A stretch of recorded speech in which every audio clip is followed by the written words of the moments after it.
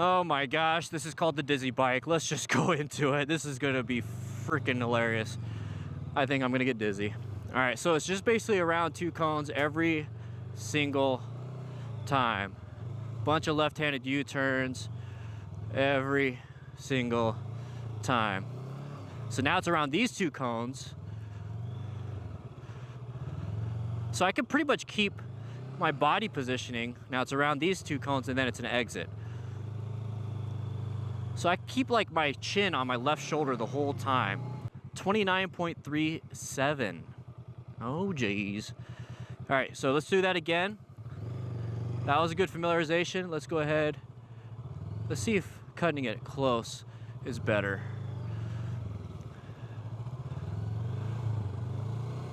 That wasn't close enough, but that works. Let's cut it close. So now what I'm trying to do is reduce distance versus increase speed. So I do go a little slower, but it's reducing the distance traveled versus increasing speed. So I'm just testing that out. 27.20. So now I'm going to try to increase a little bit of speed while maintaining a lower distance. So here we go. And how do I do that? Well, during the turn, I just do slow, but then here, speed. And then a little bit of rear brake to slow me down. Or front brake, speed, slow it down. So here I can give it some speed probably. So speed, slow it down. And then speed. 26.1, I don't remember what my time was, but I hope it's better. But that was a lot of fun. So 26.1, let's just say that's the best time. I'll take a look at the other ones. All right, so this is a brand new name. This used to be called the butterfly, but I just started realizing it does not look like a butterfly. So, yeah, let's familiarize ourselves. This is the first out of 3, so it's familiarization. So it's around these last 2 cones, cut across, just like the rabbit ears.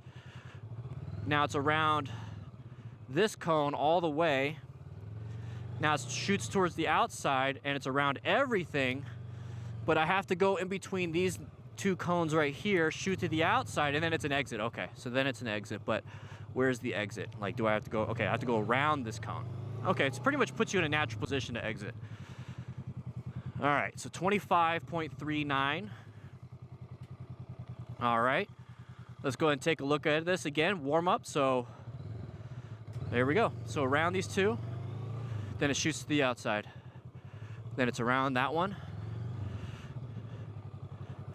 And then it's in between this one, and it's around everything. So I can cut this one probably pretty close. And then it's around this one.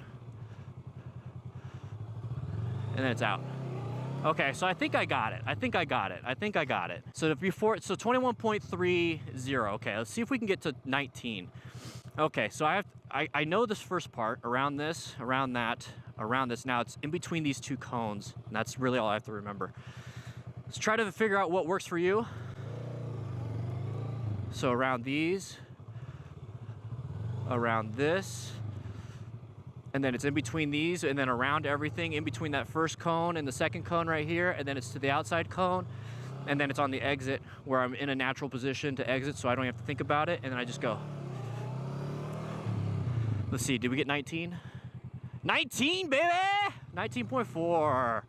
I'll take the 0.4, it's almost 0.5, but hey, just start figuring it out. Familiarize, learn the first half, and then apply the second half.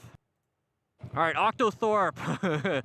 It's just like the Dizzy Bike, but a little different. It's right-handed U-turns, and it's around 1. Or it's right-handed 360s for the most part, so around this first one. This is really gonna test your right-handed U-turns. I'm gonna give it a little bit more counterweight. So then it's shooting all the way across. Now it's like it's a 720 basically. To this one. And then it's on the exit out. Okay, so I don't need to give it that much counterweight because it slows me down quite a bit. Let's do a little bit more of a Moto Gymkhana, not a slow speed thing. All right, let's try that out. So it's like lean into it. So 3, 2, 1. So I'm leaning into it. Accelerate. Lean it. Oh, if I feel like I'm gonna fall down, the thing is I don't give it more counterweight. I missed the cone, so it doesn't count. I'm only doing 3 runs, so I only get 1 more try. Son of a bitch. Maybe I need to do some counterweight. So if that's what happens, that's what happens, guys. Write in your notebook or write in your notes, like a Google Doc with your times, and be like, hey, second run, Octothorpe, screwed it up. I need to do some counterweighting. Hey, we're all there. Especially after doing this for 40 minutes now. All right. 21.51. I would edit out like all my screw ups, but I really want to keep them in so that you guys can see it happens. We're all learning, we're getting better. And I've been doing all these. We're finally on the expert drills. I've been doing beginner through hard this whole time. My hand is getting a little sore, but I think I could do it. We're at 39 minutes in. All right, guys. This is the hot air balloon. Oh, shit. Here we go, guys. Familiarize ourselves. So all the way around this cone. It's a straight line weave, basically. Oh, geez. It's already started. But then we have to go all the way back. Oh, geez. And not enough counterweight, not enough speed. Maybe I'm getting exhausted because I have been doing this for 40 minutes.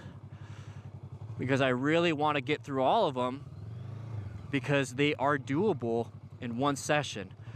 You might have to, it might take you an hour or about 50 minutes or more for 3 runs each. All right, familiarization. See, the fact that I'm able to talk through it all and look at the phone and do the skills, I'm not doing too bad. 35.3. Let's see if we can get to 30s and maybe 28 at the last one. All right, guys, let's jump into this one. Let's just do the warm-up. Let's get through it. So nice and wide, because then this last part, I always do that. I lock up the handlebars to the left, and it's hard to shift it back to the right. And I think what I'm not doing is leading with my body. All right. Like my upper body. I'm trying to turn. I'm putting my feet down too. This is not fun. Oh, going super wide. This is a tough one, guys. All right, I promise this next one for time, it's gonna be way better. All right, no talking. All right, guys, I'm not gonna talk on this one. We're just gonna get through it. Here we go, guys. So nice and easy. I'm gonna go wide. Turn these handlebars. So I'm gonna go this really slow. So I'm gonna go wide.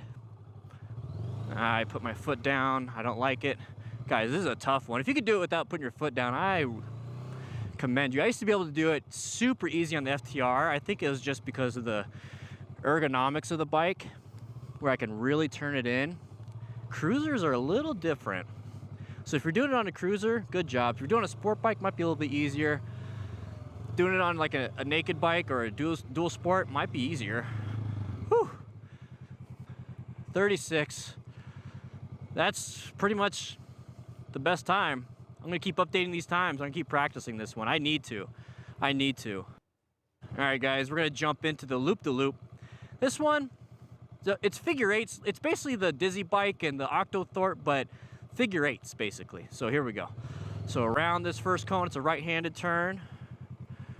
Nice and easy, but then we have to go left of this cone, and it's a 360. So it's a figure eight 360. Oh, not enough counterweight. I think my body's getting tired. So if you ever get to that point, it's time for a break. Out to the outside, but I have to, I'm trying to do it all in under an hour on the camera so they don't die. And then we're gonna exit out here. Here we go. All right, guys, let's go ahead and jump into this one. This is the warm-up. It's the second run. Oh, geez. Counterweight all the way around. This is a tough one. In between these two cones. Oh, I almost cut that one too close, and I'd rather put a foot down than accidentally cut the cone, because then it wouldn't count. Putting your foot down is okay. I had to do a quick shift, and there we are. All right. 30. Let's see if we get, oh my gosh. Oh, I thought the last number was a 0. That would have been cool. 3, 2, and 1. This is for time. All right, go to the outside. All the way. In between, man, this is a lot of friction zone. A lot of friction zone throttle control. A lot of friction zone throttle control. Oh, let's go ahead and do that. All right. What's up, everybody? Sorry for the echo real quick. How's everybody doing?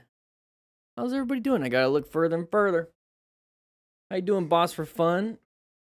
Shmee, Elad, Harry, how you doing?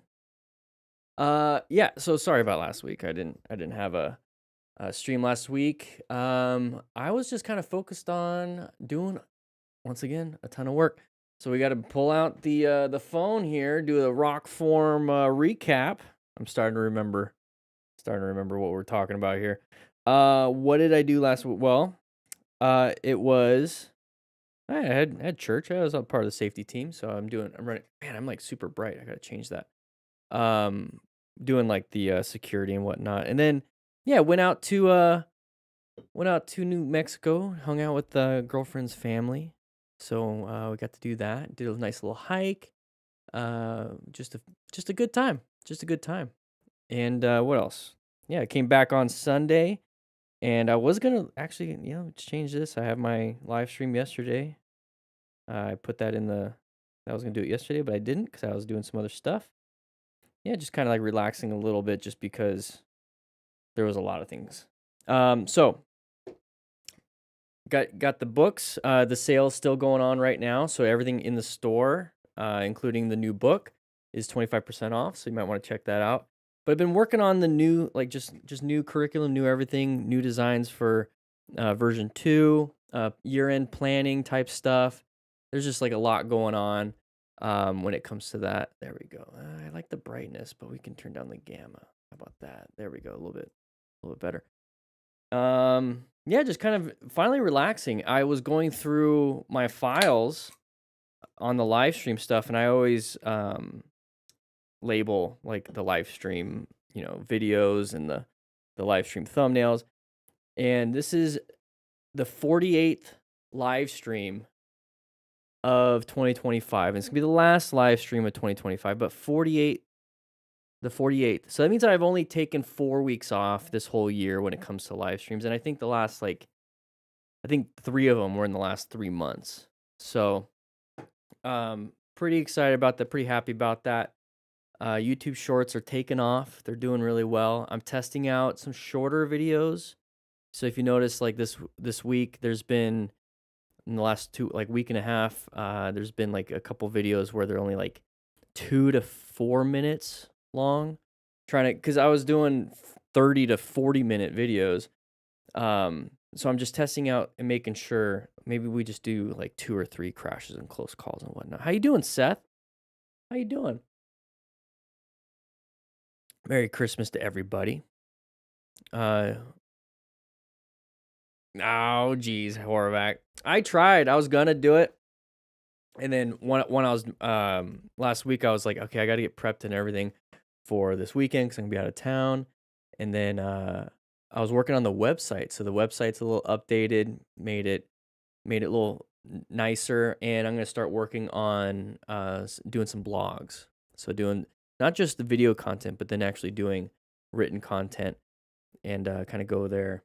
Is it stuttering for you guys? Hopefully it's not stuttering. I'm not monitoring it. Hopefully it's not. You guys can let me know before we jump into the live streams and all the videos.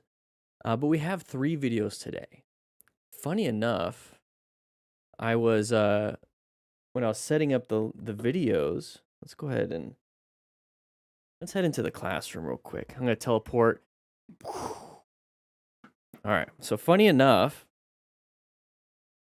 go ahead and do this. Funny enough, there's this video. I think I don't know if it's this one right here. This one just came out 4 hours ago. This one was 9 days ago. So this one's 4 hours ago. Let's just do this. Let's go to MotoStars. All right.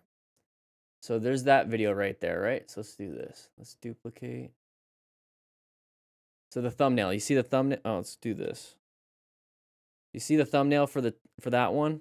Okay. So I was like, hey, I got to get like an older video because they didn't put out a ton of videos. And I was scrolling down. I'm like, what would be a good one? What would be a good one? What would be a good one? And I was just kind of scrolling. Where's it at? Where's it?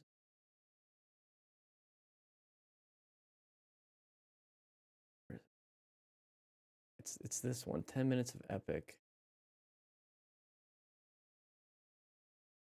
Where'd it go? Where'd it go? Did I do oldest? No, I didn't do oldest. I did popular. Let's do this. 10 minutes of epic. Awesome. There we go. Let's try that. So yeah, I found this one. So 3 years ago, it was a popular one. Same thumbnail.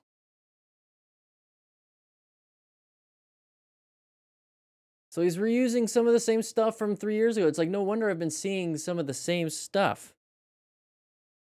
So there's 4 hours ago. 3 years ago. Yeah. Interesting. Yeah, I was using the same stuff. In the 40s in Dallas, my Huskies are going, yeah. Got your new, wait, what'd you get, Horvath? 4K 32-inch? What'd you get? How you doing, Hog Rider? I've, last week, or 2 weeks ago, you were sick. How's everything? H3N2? Oh, they got new ones? Oh my gosh. Yeah, Hog Rider, he mentioned you were sick last time we did a live stream. We said hi. Knee's still buggering after a couple of years. So writing hasn't much. It does make me wait. Saying subscribers only after a minute. I've been sub for years. How you doing, Seth? Yeah, so, thank you. Appreciate that. So you're around for the bald, or not the bald. I've been bald for a while. I've been around for the crazy beard, Dan the Fireman. And now it's been this. I actually need to trim it. This is actually too much. You can tell. You can see some of the hair popping in on the sides. Not so much right here. I'm gonna trim that up a little bit. It's a little long. Or the worst flu you ever had. Oof. Yeah, so we're gonna go over 3 crashes and close. Ooh, there's the green screens, kind of.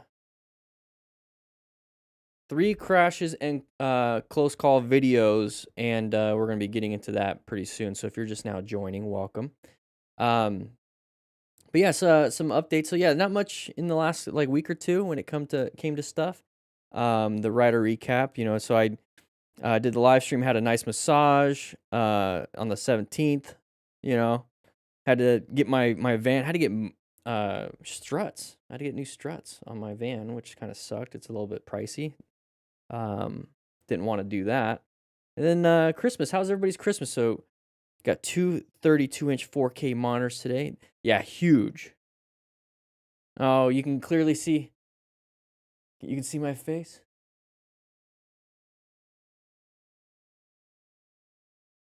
How you doing? Yeah, 32 inches, man. What are you sitting like 5 feet away from your desk the whole time? Damn.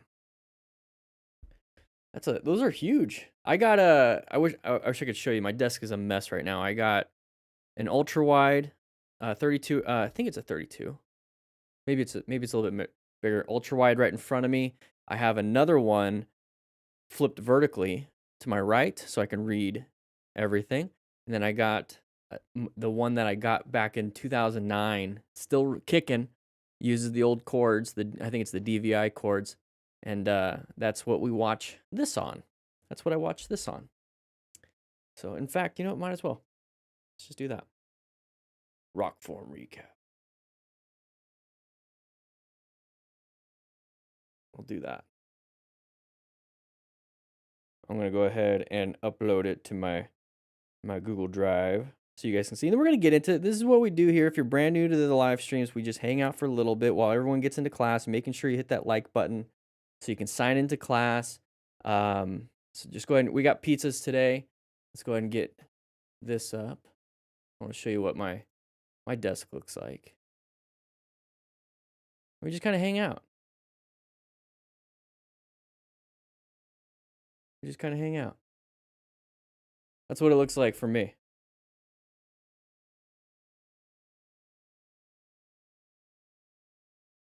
Yeah. That's what I mean, you don't see the keyboards and everything else. It's a mess. But I got an ultra wide, and then just like a tiny little thing. Breaking the immersion a little bit, but I like showing you guys behind the scenes. 30. So I think mine's a 34 then. 34-inch curved. Yeah. It's a satellite monitor beside it. Somehow managed to break the. Ooh, that sucks. But I like having the ultra wide vertical. And then I have it split up. You know, this is what I monitor all of the audio. So it looks like browser's good. And then checking my analytics a little bit. And then I'm checking on the video that went out earlier today, see how that's doing. This is OBS. This is the live chat and what we're doing here. And then that's what you see on that screen right there. It's been working out for me. Took me a long time. Took me a long time to figure it out. Let's go ahead. Get out of that. There we go. You're both energetic and practical, which allows us to absorb the information clearly and quickly. I can't express how useful this is. Thank you so much for all your efforts. So glad you. Hey, I'm gonna. First off, I just want to say absolutely. That was a picture of my grandma. If you guys caught that, in my drive. First off, thank you so much for the kind words. That's a great way to end the year. Love the kind words. Really, it's really appreciated. Love from Turkey. Hey, love from the United States. And that's the thing, is like not a lot of people think like, oh, don't say kind words. It's not like, it's cheesy. It gives me like a little bit of a cringe to do kind words. Like, guys, gratitude is the antidote to resentment, and it's like the antidote to bad things. Like anybody that wants to say mean words all the time, this is the best way I describe it, is that words quite literally are spells. It's weird to say that too. But whenever you speak something out, you actually get an effect. Like if you casted a spell, right? So like you say something mean to somebody, guess what? The effect you get is some negativity or some defensiveness or whatever it is coming out of them. So now you have negativity because you used magic words. Now, if you use a magic word of saying something kind, guess what you get? Oh, a little happiness, a little smile, like you casted a spell almost. So I like, and I try my best to cast out gratitude and appreciation spells, happiness spells, as much as I possibly can. And that's what makes this job a little bit harder, because we see all these crashes and close calls, and I want to call and criticize and do all this negativity stuff because it's kind of like, sometimes shame does work a little bit, but I try not to. So I try not to. And to play on a little bit of that, years of therapy has helped out here, is that your inner thoughts are just the same thing. You cast some negative spells at yourself, like, damn, Daniel, you're such an idiot. Like, you messed up the book. And which you guys haven't even noticed, and I'm saying this, and you guys probably haven't noticed, as soon as I caught this, and I already printed off 500 of them, take a look at the 3 pictures. Look at the 3 pictures right there on the book. I forgot to change the 3 pictures. I only changed one of them. I have basically the same pictures from the Smart Router training drills as this one.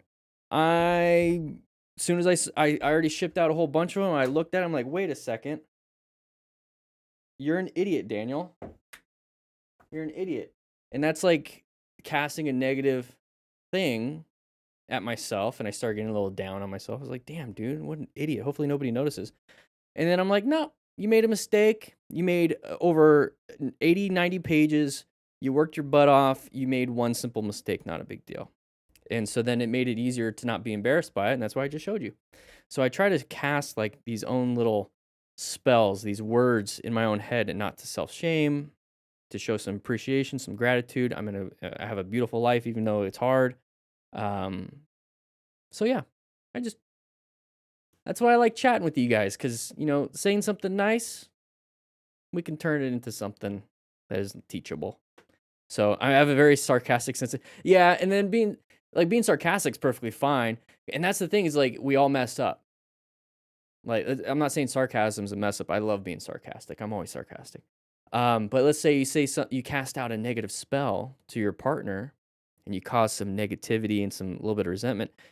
You can actually cast kind spells, kind words whenever she makes you a dinner or she picks up your clothes or you notice, hey, I haven't had to clean in a while, or I haven't had to clean this, or this is all of a sudden clean, or the bed was made, or whatever. That's your opportunity to cast some kindness. And it might be cheesy, but get in the habit of it and cast some kindness to your partner on those things. So you can always recoup because we're not perfect. We're not perfect. Bulletin, hey, welcome. That's why I get along so well with Elad. How do I cast necromancy spells? Necromancy spells. You're gonna have to download Diablo 2, and you're gonna have to, start off as a necromancer, and then that's how you start. Yeah, that's gonna be kind of hard. That's gonna be a little bit difficult. One thing we can dive a little philosophical onto that. I mean, stop making everything so serious. Speaking ill of the dead, not good. Finding the gratitude even though somebody's harmed you, even if they're dead or not. It is what it is. There it is. Negativity all the time. I wish he would be more positive. That's the thing, is like, think of, these are my negative glasses. Some people wear them all the time. They wear them all the time. And so right here, they're off. You can see like negative and positive all the time.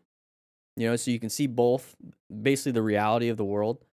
And then when you're stressed, you're hungry, you're angry, you're lonely, you're tired, you turn these on. So now all the positive stuff in the world is gone and all you're seeing is negative. And that comes out in your behavior. So negative internal thoughts create negative emotions, create negative behaviors. Negative behaviors can create negative thoughts, creates negative emotions. So emotions typically drive it though. And so trying to help out your husband or work with your partner on like, hey, what's the real driver? Was it something that happened, which is a behavior that influences thoughts and emotions? Is it internal thoughts that are creating negative emotions, which now have the glasses for negative behaviors? Like, what is it? And that's where a lot of therapy comes into play. Having healthy conflict and repair comes into play. And then at the end of the day, how do you support your partner? And I'm not speaking directly to you. I don't know your circumstance. I'm almost like speaking to myself on this. And so if you have like a partner that's in a negative slump and it's coming at you and it's hurtful to you, it's very hard to want to be positive to somebody that's hurtful, but that's the partner that you chose. And so like I said, the antidote to negativity is to overcome it with positivity. So even serving your partner even more and showing love and being an example of what a positive outcome is. So you might, now I'm going to speak to you where it's like as a woman in a relationship, it's very difficult for you to lead by example in that area, even though the man should lead in that area. But that's part of being in a marriage, is that sometimes someone leads, sometimes the other person leads. So that's kind of what a marriage is supposed to be about, is that sometimes someone leads, sometimes someone else leads. That's a tough situation without diving fully into it.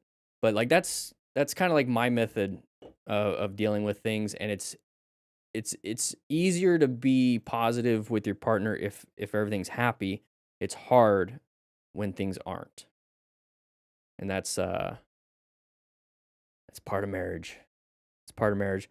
I like to think of, because I run my own business with all this stuff, and it's really come down to I can't care about my emotions when it comes to, hey, sales are down or views are down or like I don't feel motivated to go film, or I don't feel motivated to do a live stream. I don't feel motivated to edit. I don't feel motivated or feel like gung ho, which is like an energy source, to do something. And when things start like declining because I'm doing that, I personally can't sit into that negative emotion. I have to make a positive behavior even though I have a negative emotion, and it's tough. And so then when it comes to partnerships, I apply it to partnerships and friendships and like even working out, my own personal relationship with myself across a few things. It having a business taught me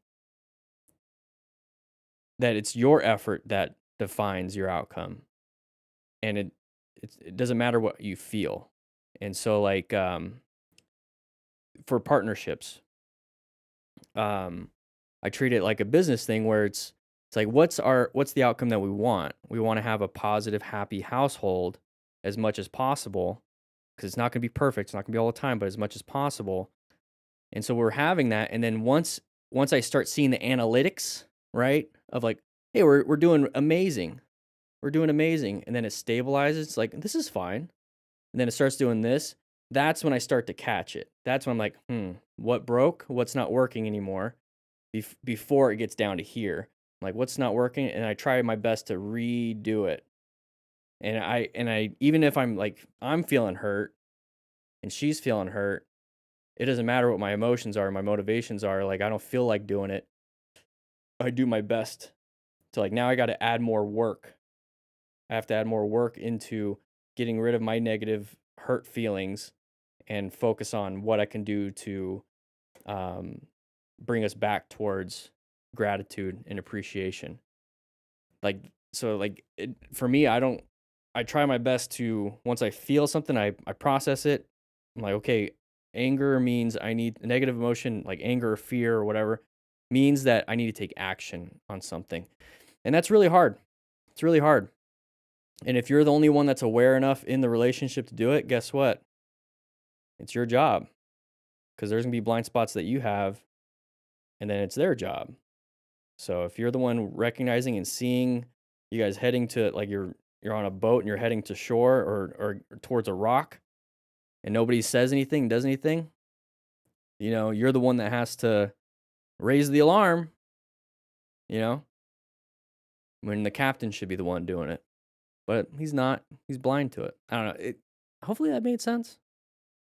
I kind of want to like put all these thoughts. Like, I have a ton of these. I just did like for internal family system, emotional regulation, discipline, motivation. Like, I have all these. I have journal prompts. Like, let's go.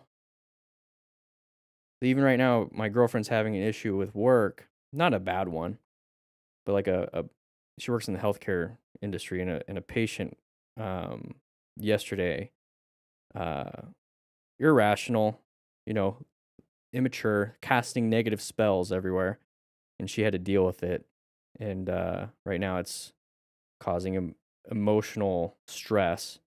And so, for me to see that she's in emotional stress, it's much easier when someone else is causing it, and I can support her in that issue. It's a lot harder when I'm the one causing it. I have to change behavior. So it's very easy right now to manage it. But when it comes to like journaling, I've got multiple folders. These are all folders, and each one has like different like journals, like a full year's worth of a journal. So I've been journaling for 5 consecutive years, and I'm starting on my 6th. And so all these thoughts and everything I have, I write them down with all the therapy that I have. So I would love to be able to share some of this stuff, but it's a different channel. It's not what we do here on Dan and the Fireman. I think it's something I might do, like some group stuff with the Smart Rider crew. I would love to do that, but I always struggle with, do I keep things behind a paywall or with just a small group when this information could be free for everybody? That's what I always struggle with. Hog Rider, I know you loved them, man. I know you loved the After the Ride stuff. All right, let's see.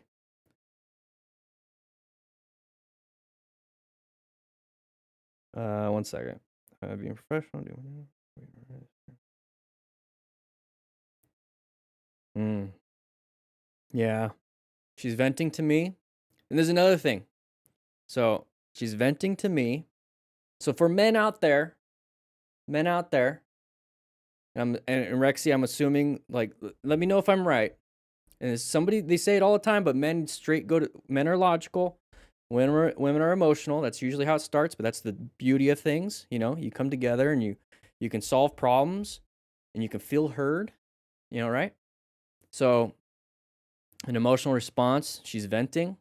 Now, my job is not to provide her a solution, right? Be like, hey, well, maybe if you just did this. No. My job here is to see that venting and then actively listen to the underlying emotion behind it. Because if I come in and say, here's how you solve it, what does that do? Like, to me, it's like, oh, that's what I would like, right? As a man, I would love to, like, I'm stressed out. Here's somebody just, a man that I trust gave me a solution. I could just run with it. Let's see if it works. I would love that sometimes when I'm stressed out and I can't think. Now, women, sure, they might think that same way. I would love it if somebody would just provide me a solution. But if I provide her a solution, that means I take away her agency and say, hey, you don't know what to do. Let me solve it for you. That's one way somebody can take it. I mean, we all have been there, right? Another thing is to just ignore and be like, that's crazy. Doesn't really make her feel heard. So the difficult part is to assume she's a capable, strong woman, which she is, and to listen and pay attention and support her while she deals with it on her own, right? Isn't that what men want too? Right? It's like I know the problems I have. Nanya, we're just chatting beforehand. We had some great conversations. And it's like that's what men want. It's like, man, I'm stressed at work, stress here. Instead of hearing from your wife or whatever, it's like, this is what you should do. It's like, no, I know what to do, but I'm stressed. So like what we want to hear is like, hey, you're doing the right thing. Stick to your values. I see that you're really stressed out and I know you're going to be able to handle it. And things will be okay. Let me know how the rest of the day goes. I don't know. I wonder if that's on the nose. Highly analytical and logical, but also makes me empathize too deeply, so I suffer from other people's problems. Yeah, that's what is that called? It's like secondhand. It's not secondhand trauma, but it's like second. It's something. But yeah, one second.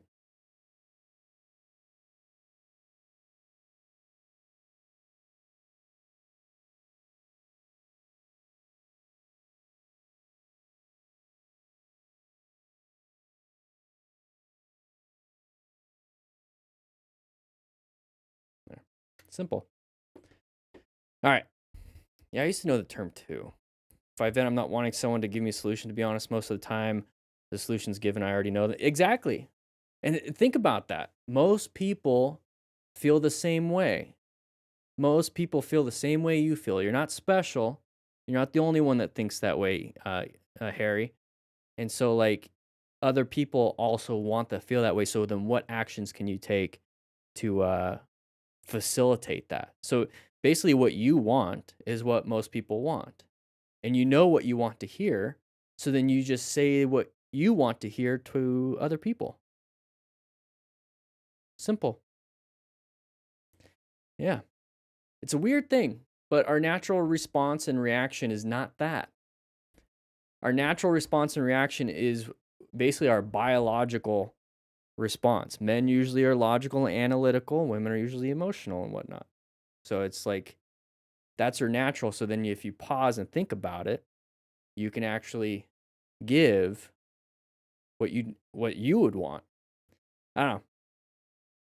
How can we relate this to not firefighting, motorcycle riding?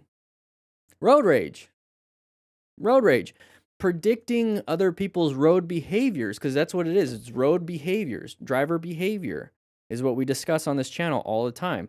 So how do we respond to other drivers having behavior on the road? So if they're getting angry, what would you like if you got angry out on the road? If you were having a road rage moment, what would you like the other driver to do to you to solve it? Right? Because you're technically venting out in the world, or towards that one person that cut you off, right? Now, if that other person said, "Hey, I'm sorry," wouldn't that make you feel good? And be like, de-escalate it a little bit, right? Now, if you're the person riding a motorcycle and you accidentally cut somebody off, or you cut somebody off, and then they get mad and they're honking their horn at you and then like doing some stupid stuff, is it hard for you to say, "I'm sorry"? Because you get into a natural response of defending yourself. And so then you interact with the road rage. So it's very difficult for you as the person that's the victim of road rage to apologize, to set ego aside and apologize, take accountability for your behavior. But that is what would solve the conflict, right? So you have to think, when you're the one that's somebody's acting stupid with you, what would this person want to solve the problem if I was in their shoes? You do the thing. You just do the thing, because it's not worth it at the end of the day. It's not really worth it. So it's hard. It's hard. It's being mature, processing emotions quickly, not letting emotions drive you. Yeah. It sounds like the old school of being responsible. Isn't that weird? And that's another thing. I love chatting with you guys, because we get to have these, honestly, we get to have these philosophical moments here before we get into the video. Let's go ahead and just hang out here. All the crashes and close calls stuff that we talk about on here, what does it really come down to? Speeding, lack of skill, common sense. It comes down to common sense. And then we keep hearing the phrase, common sense isn't really common. And so I'm literally just chatting about crashes and close calls. Very simple fixes, very simple everything. And I'm just reiterating things that most people know, but they don't practice. And then right here, it sounds like the old school being responsible. All I'm saying is all the stuff that is common with being responsible and mature. But people don't, it's the difficulty of doing it in the moment is where people fail. And so when you're out riding and having a good time, like these people we're going to be watching pretty soon, we're going to start real soon. You're riding and you're having a good time, you lose the focus of being responsible and doing the appropriate things for your skill level because you're having so much fun. That's when you need to flip it into, I need to be responsible, not speed like an idiot. When you're in a conflict with your partner, you need to, it's very easy, when no conflict, it's very easy. But then when you're in conflict, it's very hard for you to be like, I need to be the responsible one, and I need to be the mature one, and I need to not respond in this negative way. And it's tough because you're having too much fun riding. It's tough. You're getting defensive and your ego's been hurt a little bit, and now you feel hurt. It's tough. It's all tough. Always choose the toughest thing to do. And that's where having a set of principles and a mission and a vision, some values and a virtue statement or something where you've kind of condensed to like who you want to be, you can always be like, am I responding in the way I want to be, or am I responding like my old way? And that's when then it's very easy, like, okay, well, what are my values and virtues that I need to be following? Okay, I'm going to have to do this one, even though it's hard, I need to get rid of that one. And so when it comes to riding a motorcycle, what is it what kind of motorcycle rider do I want to be? And then I'm doing this, I need to stop doing this. I need to start focusing on this. And that's why I created the Smart Rider Principles years ago. This is only, just focus on those. Just focus on those when you're riding. If you're out there riding and you're not paying attention, like, I need to seek, recognize, and understand. It's like, man, it's been a long time since I've been riding. I need to maintain my fundamental skills. I want to go for a ride to the store real quick, and I'm just gonna grab something real quick, and I'm just gonna go for a ride. I'm not gonna put on any gear. I need to acquire and use personal protective equipment. So just stick to your values. Having like a set of like commandments, the 10 commandments and whatnot, whatever it is in your religion, stick to those and just focus on those. And that's the thing, is you can choose whatever principles you want. Your principles could literally be, I'm going to stay unfocused. I'm never going to maintain. I'm never going to wear gear. And then that's what you'd try to do all the time. So it's about picking who you want to be and then acting in a way that's going to get you there. I don't know. I could do better at that. I don't talk about this normally. I just journal it. Just had another step towards joining our police traffic motorcycle. Nice, dude. I love seeing your journey. You went like you're going to get into the academy. You're on it. Now you're getting into the dude. Awesome, man. Keep us updated. AI stops making harder to find. Yeah. I don't ride if I have a lot on my mind or if I'm in a heavy emotional state. Yeah. Good. Because it's going to make you ride in that emotional state. That's why I love going for walks. I don't mind if I go for a walk if I'm angry. I go for a walk when I'm happy. Go for a walk when I have energy. Go for a walk when I don't have energy. Go for a walk when I'm sad. Guys, going for walks are amazing. Which, by the way, yeah, I am Christian, Seth. Started going consistently. January 24. Confirmed Catholic and everything. I grew up Catholic. Went to Christianity, but I do enjoy the slow pace, like Catholic church. I like the homily. I like the Eucharist. I like all that stuff. I like the hymns. I like all that stuff. It just kind of relaxed. Christian church is almost like a rock band and a little bit of gospel. So, but speaking of which, with walking,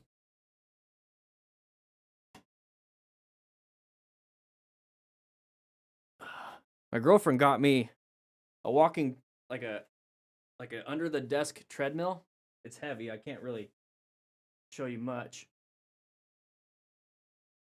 And so I can now put it underneath the desk and I can walk when I'm at my desk. She knows how much I like walking.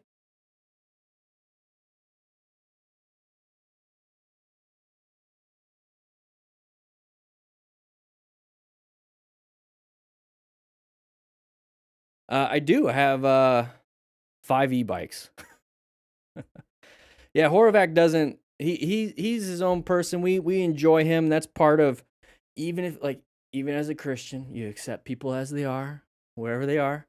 I'm not here to convert or nothing, but I love having everybody and anybody in here, and they can share their whatever. My relationship with Jesus is my relationship with Jesus, and he loves everybody. That's how I deal with it. I'm going to become the keyboardist from Rammstein who walks on a treadmill. Wait. Oh, I thought you were going to be the keyboardist for Rammstein. I was like, damn, that's awesome. I didn't know I didn't know the keyboardist from Rammstein walks on a treadmill. That's awesome. That's awesome. Another thing is, like, I started thinking, I was like, I can do walking things on the green screen. I can pretend like I'm walking. You know what I mean? Anyways. All right. We're jumping into Christianity stuff. And what we're going to do is we're going to watch the first video and we'll jump back into some conversation. So, let's pay attention, class. Grab yourself a slice of pizza. We're going to go ahead and we're going to start on this first video before we get too far into the chats before we can get this, because I do got to edit these videos. I'm making a ton of YouTube shorts, ton of videos, and shipping out some stuff. So, and I agree, D. Goodrich. I agree with that. So 3, 2, 1. All right, here we go. All right, this is a 9-day-old. All right, let's take a look at this one. We'll start with the writer. All right, so we're going through the mountains, having some fun. Looks like Arizona. Which he believes was the main reason for his Tires, main reason for the fall. Okay, so 15 miles an hour recommended turn right here. We're not going that. Leaned it a little bit too far, and we low-sided. Now, tires, I mean, tires could be a factor when it comes to the crash. You know, if you don't have a lot of tread or you've been wearing them down, you're not really taking care of them, low PSI, damage to the tire, a little bit of gravel on the road, reducing that traction. There's a bunch of different things that could cause that, but what is it that we typically see when we're out riding, or not riding, but when we're out here watching these live streams? So what we have here is that we're going through the canyons, okay? Having a lot of fun. Look at the sign right there. Let's see if I can get it perfect. It's basically a U-turn, okay? We have a very sharp U-turn sign, and it's recommending 15 miles per hour, and we're going about 36. Now, I get it, motorcycle riders and motorcycles, we can take these turns a little bit faster and whatnot, but that curve right there, that's not a 90-degree curve. You're going to have to turn and then turn immediately again. So if you lean down really hard like it's going to be a 90-degree turn, you're not going to be able to have the turning radius and the traction and everything to make that second half of that turn. So we typically see people crash halfway through one of these U-turn turns, okay? So right there, it even says 15 miles per hour. You're absolutely right. So right here, if this was a 90-degree turn, we would have just continued. You know, we could have straightened it up and then, you know, kept going if it was a 90-degree turn. But we're turned super hard, and now we don't have enough. We don't have any more turning. We're leaned down way too far. Not enough. We don't have any more to turn, and we're not going to make the turn. So we need to slow it down a little bit so we can continue making it. So I forgot exactly where he crashed, but more than likely right there. Okay, more than likely right there. Yep. It's about halfway. So slow it down. If your tires aren't the greatest, why are you going fast? Did he miss the fist bump? Is he going to fist bump right there? Oh. Missed the fist bump. It up.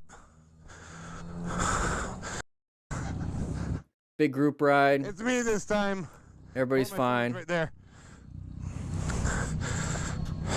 Should have used a rock form mount. Link in the description for 10% off. You can use a rock form mount so your phone doesn't fall off.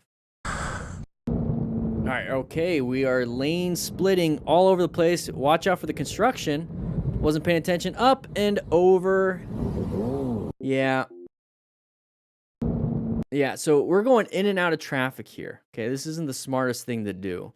Okay, and we didn't anticipate that there's going to be a giant cone on the shoulder. So going in and out of traffic like this, you're going to have these big risks. And the reason why I didn't see the cone is because the line of sight issue when it comes to seeing around the blue vehicle. Okay, it is what it is. Made a big mistake. Now, at this point, you can either commit to trying to make it back into your lane, which is what people typically do. You can also commit to going that way. Now, I don't know if there's like wet concrete and whatnot, but we can solve the problem by not doing what we're doing here. But there's other options. There's other options. And it kind of reminds me, a little quick tidbit here, is that you're inside of a building. This comes for firefighting. You're inside a building. Let's say you're in a restaurant, right? You walked in the front door. You talk to the hostess. They take you to your seat. Boom, you're at your seat. All of a sudden, there's maybe an active shooter coming into the front door, or all of a sudden there's a big fire. There's a big fire for some reason, right? What does everybody do? They go through the front door. Everyone in the restaurant tries to go through the front door because that is where they entered. That's the only entry and exit that they know. So what you don't know is that there's other exits. So my big thing, whenever I'm in a restaurant and there might be something going on, I'm going to go through the back door through the kitchen. I'm going to escape that way because there's always an exit out that way. So what I'm trying to get a point here is that people only understand where their entry and exit and what they should and should not do based on what they've already done. And if going through the front door is the only thing they know how to get in and out of the building, that's the direction they're going to go in an emergency situation because they're not thinking. They only go through, what's going to happen? I need to go through the front door. So when it comes through to this thing right here with motorcycle riding is that, I need to get back in my lane. my escape is the lane. I have to get back in my lane because there's a cone in front of me. Because that's the only place I know, because that's where I typically ride. You need to start thinking outside the box on a lot of these things. And it's like, you don't have to go straight back into your lane and then cut it super close right here. You could have went right where nobody else was thinking and stayed on that path and slowed down enough and then slow speed back into your lane. So there's different things that you can do.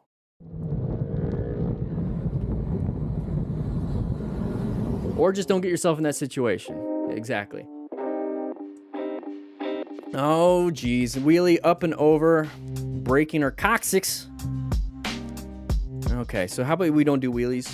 Simple as that. All right, here we go. Riding through. GeoMTZ, passing on WL. Not a big deal. Whatever. You guys do what you do. But set yourself up for this corner coming up here.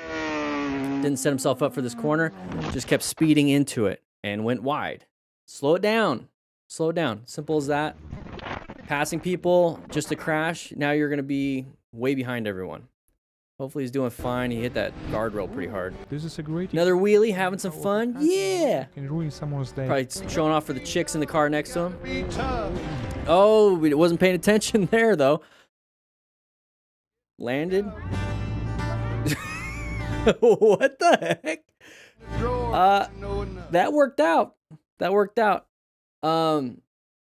Pretty interesting. Pretty interesting. So we're going up. Great example showing how Can't the see country anything. really Looking to the ruins left. Look at our vision. someone's day. Obscured, obscured. You gotta be tough. And now we're here. So what do? You're going to try your best to swerve to the left or the right, but we could have just prevented it by not doing the wheelie in the first place. Got very lucky. Got very lucky. What happened? Drawer, but I know enough. All right, here we go. Let's move on. Let's move on. You gotta be tough.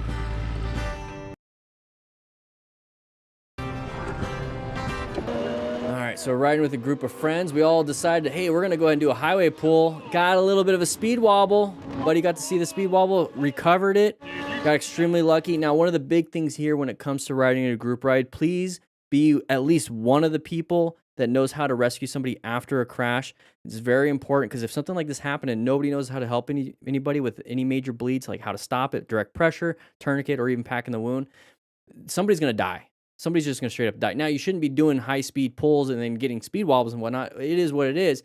But if you're going to be in a group of friends or a group of people or whatever, it could be just a simple mistake.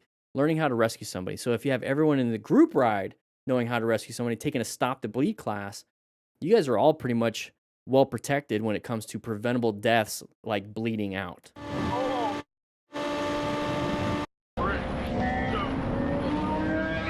So yeah, same thing. We're gonna speed up, pushed it pretty hard, a little bit of the speed wobbles. Very, very, very, very, very, very lucky. Talking on their Cardo Pack Talk edges. All right, here we go. Here is a situation. Nice where little this easy rider was turn with a absolutely group, right making at sure everyone made it. Very The good. rider didn't understand. You and can talk to decided each other on your proceed, cardos. Stopped for no reason. Oh, look ahead. Look ahead. You're traveling at speed. Look ahead. And now we impacted. So this is where keeping your focus on the wrong things is a problem. That's why as smart riders, we seek, recognize, and understand hazardous situations. Now, there's a hazardous situation when you're going fast and you're traveling on the road hundreds of feet per second, and you're not even looking at where you're wanting to go. You're not looking. You're looking at your buddy. You're paying attention to him. You're doing all this stuff. And there's a dude in front of you. Doesn't matter if he's slowed down or not. You're the one traveling. You probably don't even know that you're actually probably putting on the throttle. So what can we learn from this? Pay attention to what's in front of you, because that's what you're going to crash into, okay?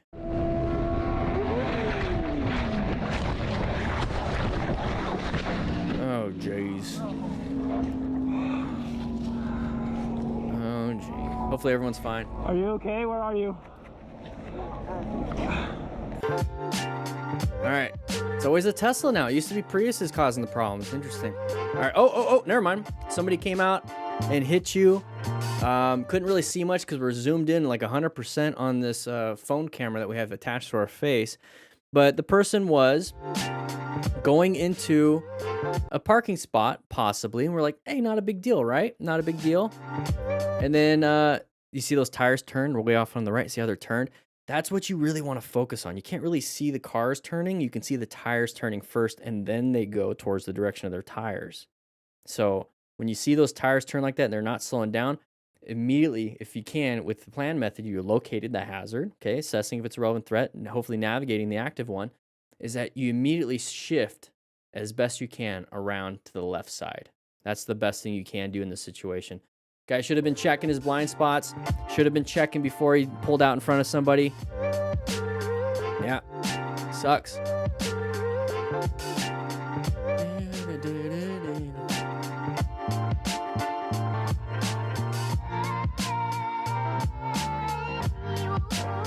Okay, are we just padding this? What the heck is going on? Move on.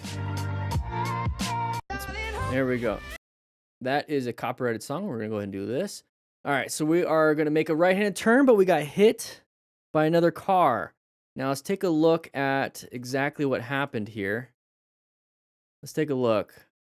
All right, so we are in the left lane. Somebody write in the comments if this is like a European country. My assumption here, even in the United States, I see the white lines, so it's a 2-lane road. Okay, so we're in the far left lane in a 2-lane road, making a right-handed turn to the right. Okay, so you should be doing that in the right lane, making a right-handed turn. Am I mistaken here? Now, did the car undertake? Yeah, but they weren't anticipating somebody turning right from the left lane. Now, I don't know exactly what is really happening here, because when I take a look at this part of the image, they straight up were in the middle.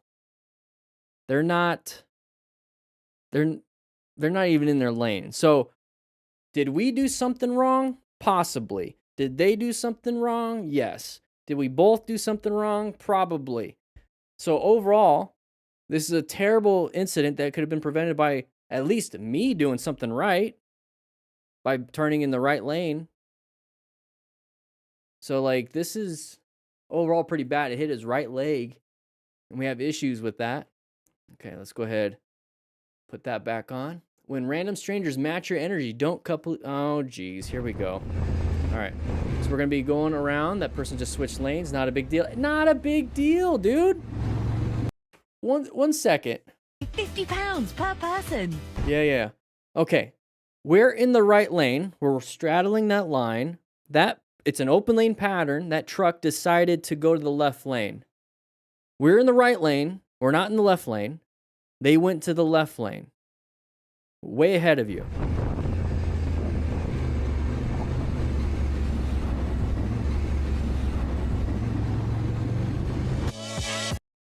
Remember what I said at the beginning of the live stream?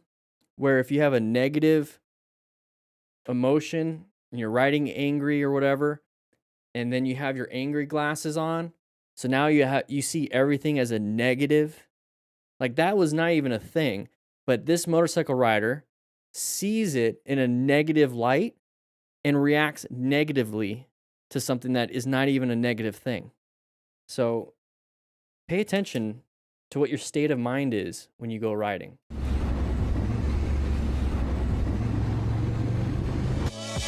All right, here we go. We got a nice little view here. Same person getting a little angry. Now he's just going to go ahead and include everybody in on it.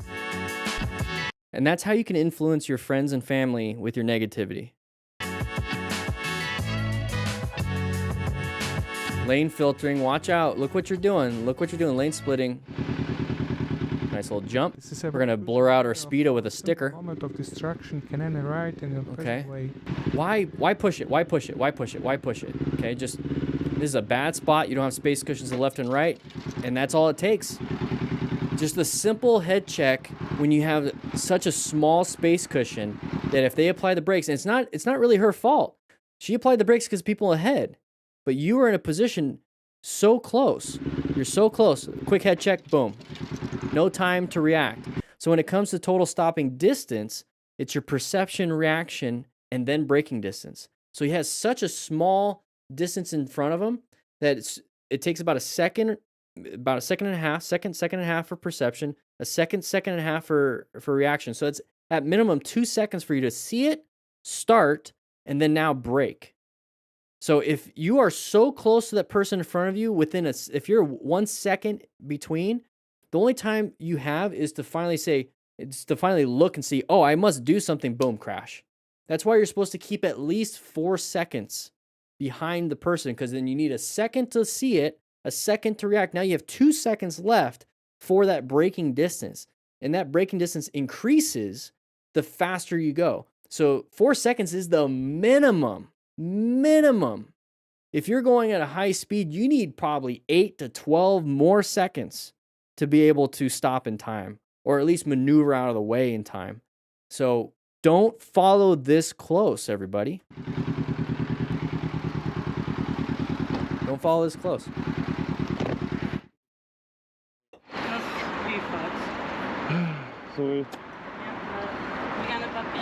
Something broke, though. Un potentiel freinage de la voiture. Mais comme vous avez pu le voir sur l'extrait, Yeah, that piece of his fender broke. je retourne ma tête vers l'avant. Yeah. En fait, All right, here we go. Roundabouts. Watch out for anybody merging. Okay. Not a big deal. That was you. You did that.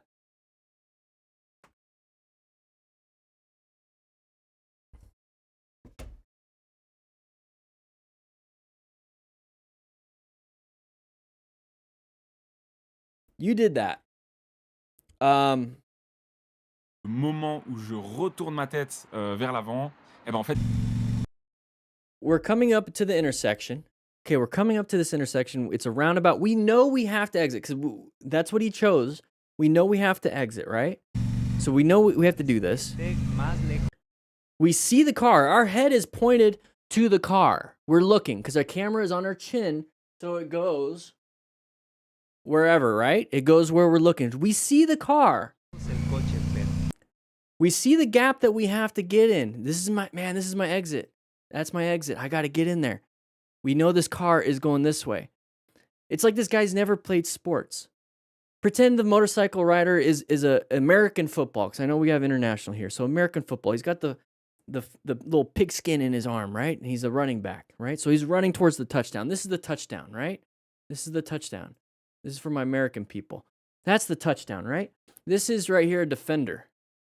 Okay, I have the football. This is the defender. So D and then running back, right? All right. So we need to make it to that. We have to. Well, we're going to intersect directly with this car. If we keep going in this path, if we're going to go straight towards the end zone, we're going to run into this car. That defender is going to get us. So what do football players do when they're getting close to somebody, right? They juke them, they spin move, they swerve, they jump over the person sometimes. It's pretty impressive. We can't do that on a motorcycle, but they do something. They don't just keep going until they get tackled. They do something, okay? You can apply this to any ball sport, basically, even regular football, okay? Soccer. So you got to do something here. So what is it that a motorcycle rider can do, right? Well, if we know that pretend the defender can't stop very quickly, and they're just going to keep going. If all of a sudden you stop, they just keep going. Now you can just kind of waddle into the end zone. Well, this is what we should be doing. We should be applying a little bit of the front brake, slowing it down, allowing the defender to get across the way, and then we go to the end zone. We could easily have done that. But what do? We're like, nah, I'm going to go ahead and stiff arm the car. I'm gonna stiff arm the car. Did that make sense? I'm trying to relate to the older generation over here, because I'm more of a video game guy. Sports. Small SUV turned directly into me as I was riding down the street on my way to work that morning. Never saw it, so I never had an opportunity to avoid it. I had all of my riding gear on, but had khakis on because it's what I work in, so I wasn't wearing armored riding pants. Oh my gosh. Oh My gosh, dude. It's just a flash. Take a seat. Take a seat. Grab a slice of pizza. I will feed you. You are wrong. You are absolutely wrong. This type of behavior, like, I know that when they submit stuff to MotoStars or whatever, they're able to give context, and then MotoStars puts up the context here. This is a victim mindset. This is a victim mindset. And I am calling you out, it's just flash, but this is, you're not uncommon with this type of mindset here. This is what people do for every situation, not just riding motorcycles, but their intimate relationships, their friendships with strangers, whatever themselves. They always give excuses. They give excuses. You made a mistake. I'm calling you out directly. If I was your dad, this is what I'd be doing. You made a mistake. This is your consequence for that mistake. Now, what is it that you learned from it? You're walking. Be grateful that you're still walking. Be grateful that you're not dead. Be grateful that you don't have a massive TBI so that it changes your whole personality and causes you having deficits in your body. Be grateful that we have an ability to learn from this, and you won't learn from it if you have this mentality. You will not learn from it. You will just blame the other car driver all the time about stuff. So this right here, you did not see this person. They swerved out in front of you. ¿Quién tuvo la culpa?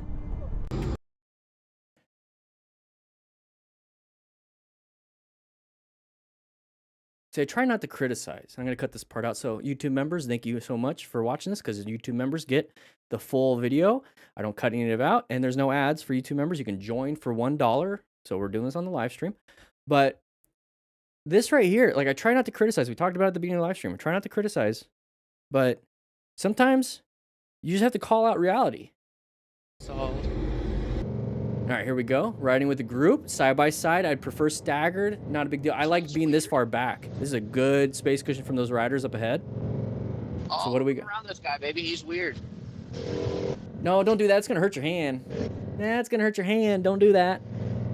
So one thing I do like about this whole situation is that we have our Ricardo Pack Talk edges. Now, there's, it's either the Edge or Spirit or whatever, but there's a link in the description for 20% off so you guys can talk to each other. And one of the cool things with the Cardo app, and I only know it for the Edge, maybe the Spirit does it too, but you can record your conversation, so it's kind of cool. Okay, you can sync it up with your camera. You can even, on some cameras, I think the new Insta360 or whatever cameras, you can actually turn your audio from your Cardo into the camera itself. So your camera's synced up audio-wise with the video. So it's pretty cool. But the reason why I use a Bluetooth head system is to say what he said. Hey, this person's acting kind of weird. Just go ahead and pass them, especially if it's a beginner rider. I'm assuming the one on the right's a beginner rider. So if I was teaching somebody on the road, I would say, hey, go ahead and make a safe maneuver around that person, okay? So I'm going to talk about, hey, is it a relevant threat? They're stopping in our lane, so it's now time to navigate around that active threat. Go ahead and pass on the right and then get back into your lane. So that's what I would say. I wouldn't say, go ahead and hit his mirror. Like, he didn't say that, but... Guy, baby, he's weird. So I would have told him to go around him, but not do that. All right, here we go. See, he's using the Cardo Pack Talk Edge right there. Doesn't accept lane It's a different speed. rider. He tries to show it. It's a Cardo Pack Talk Edge. All right, so we're sitting here. I hear sirens. Car came a little close. Don't like it. Don't like it. I don't like it too much, but it's not going to be something that I'm going to be super pissed off about, because I'm going to try to turn into a positive, right? I'm going to try to turn it into a positive. If this person is right next to me and they're right next to me, and I'm in Arizona, so lane filtering's fine. It would kind of suck if this is not a lane filtering state and somebody pulled up and then a cop's like, hey, you're filtering. It's like, no, I got it on camera, blah, blah, blah. Anyways, it's not a big deal for me, because if somebody behind that person isn't paying attention, typically, and they don't see motorcycle riders, they would have hit me, right? So now they're like a shield. Now it's like a shield. So they're going to hit that car before they hit me. So, like, it's not a big deal for me. Now, I would have made a comment and whatever, but then this is where it comes down to having, some skills as part of the book here. So 25% off until the end of the year. So good luck if you can get that. Normally it's 10% off. But part of it I teach are the three things: emergency acceleration, emergency braking, emergency swerving. Those are the three things that you can do in a situation. So this is a perfect opportunity to practice your emergency acceleration when the light turns green and you've looked both ways. So now you can practice your emergency acceleration to get ahead of this vehicle. Not a big deal. Not a big deal. See how you flip it? You flip it in your head, how this is a good learning opportunity. All right. Listen to Spotify, having a good time, okay? We did an open lane pattern. Oh, good job on the brakes. Good job. And then honked after the fact. Yeah. Oh, are you going to get him? Yeah. He's going to get him. Yeah.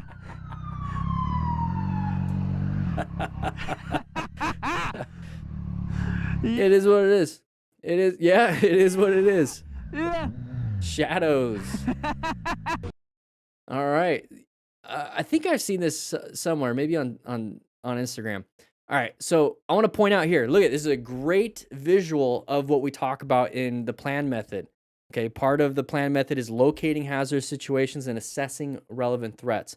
So this is a hazardous situation. Pretend you didn't even see what happened. But this is a hazardous situation, right? What is this pattern called? What is this pattern called, everybody? 3, 2, 1. It's an open lane pattern. It's an open lane pattern. So what we have is a big open lane to the left, and we have a stack of cars on the right, and we are stuck. I see you guys now saying it. I love it. We are stuck behind all those cars, right? So typically, we get pissed off when car drivers switch to the open lane because we're coming up, and then they hit us, right? Because they didn't check their blind spots, right? It's a natural human behavior to not want to be stuck there when you see an opportunity. So what did the motorcycle rider do? Did a head check. Good. Moved to the open lane.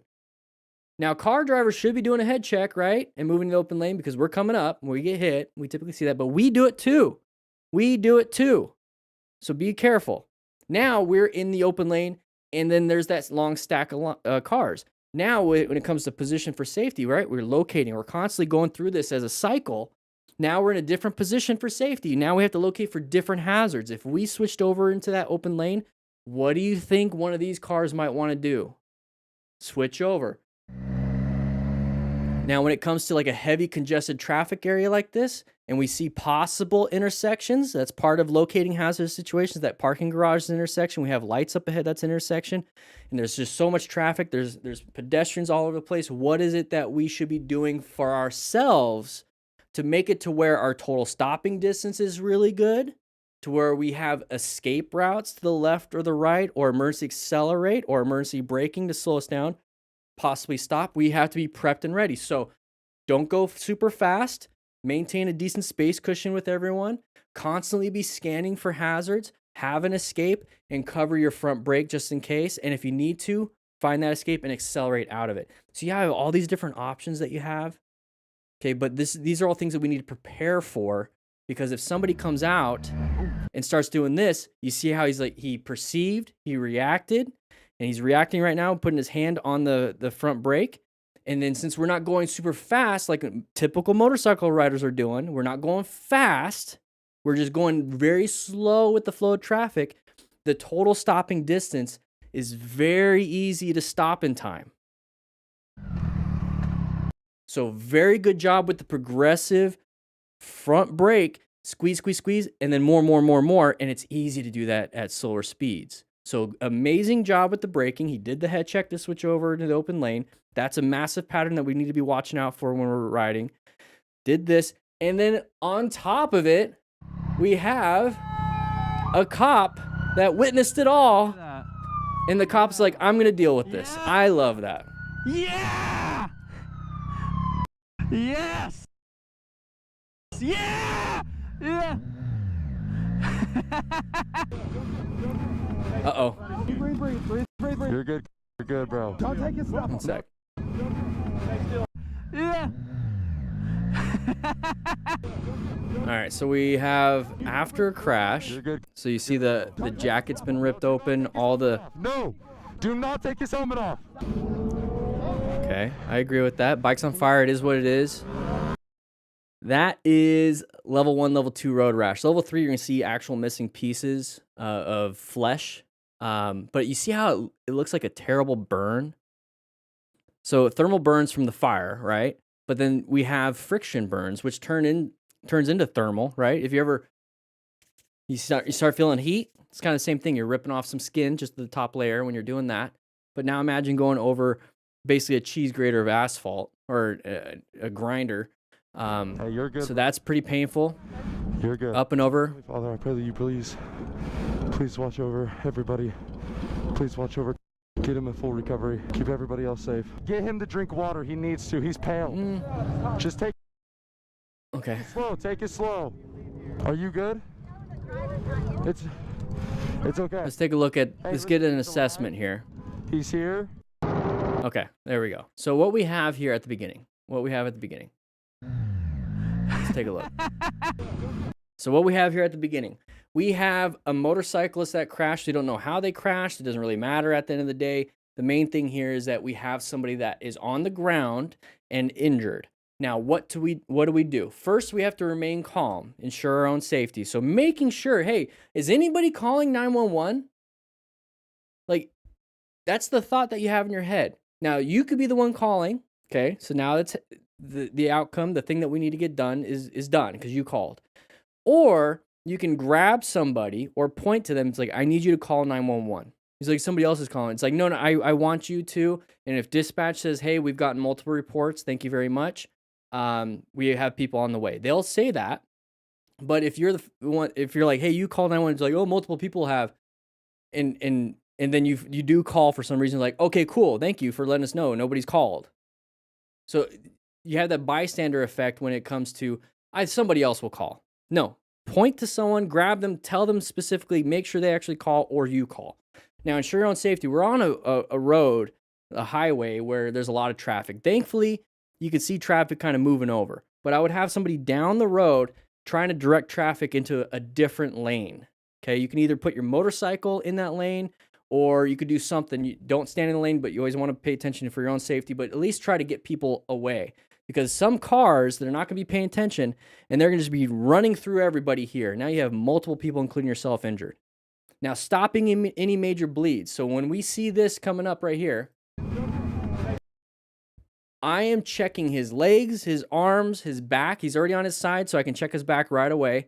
Checking his abdomen, checking his chest, and then just getting a good visual around his face and his neck. If I see any blood, just like that's a lot of blood. That means it's a major bleed. If you have that initial thought in your head, that looks like a lot of blood.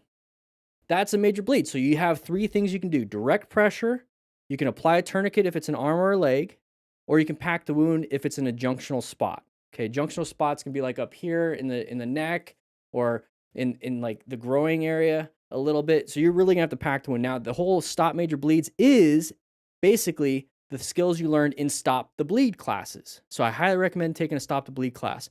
Now, when it comes to the backside, now this is a rescue card, which if you guys don't know, I've been including this in any physical book that you guys buy on the store. So if you got any book, I've included this as a free gift. I haven't told anybody, so just for you guys get to know. So if you want to get a free card, you get the book.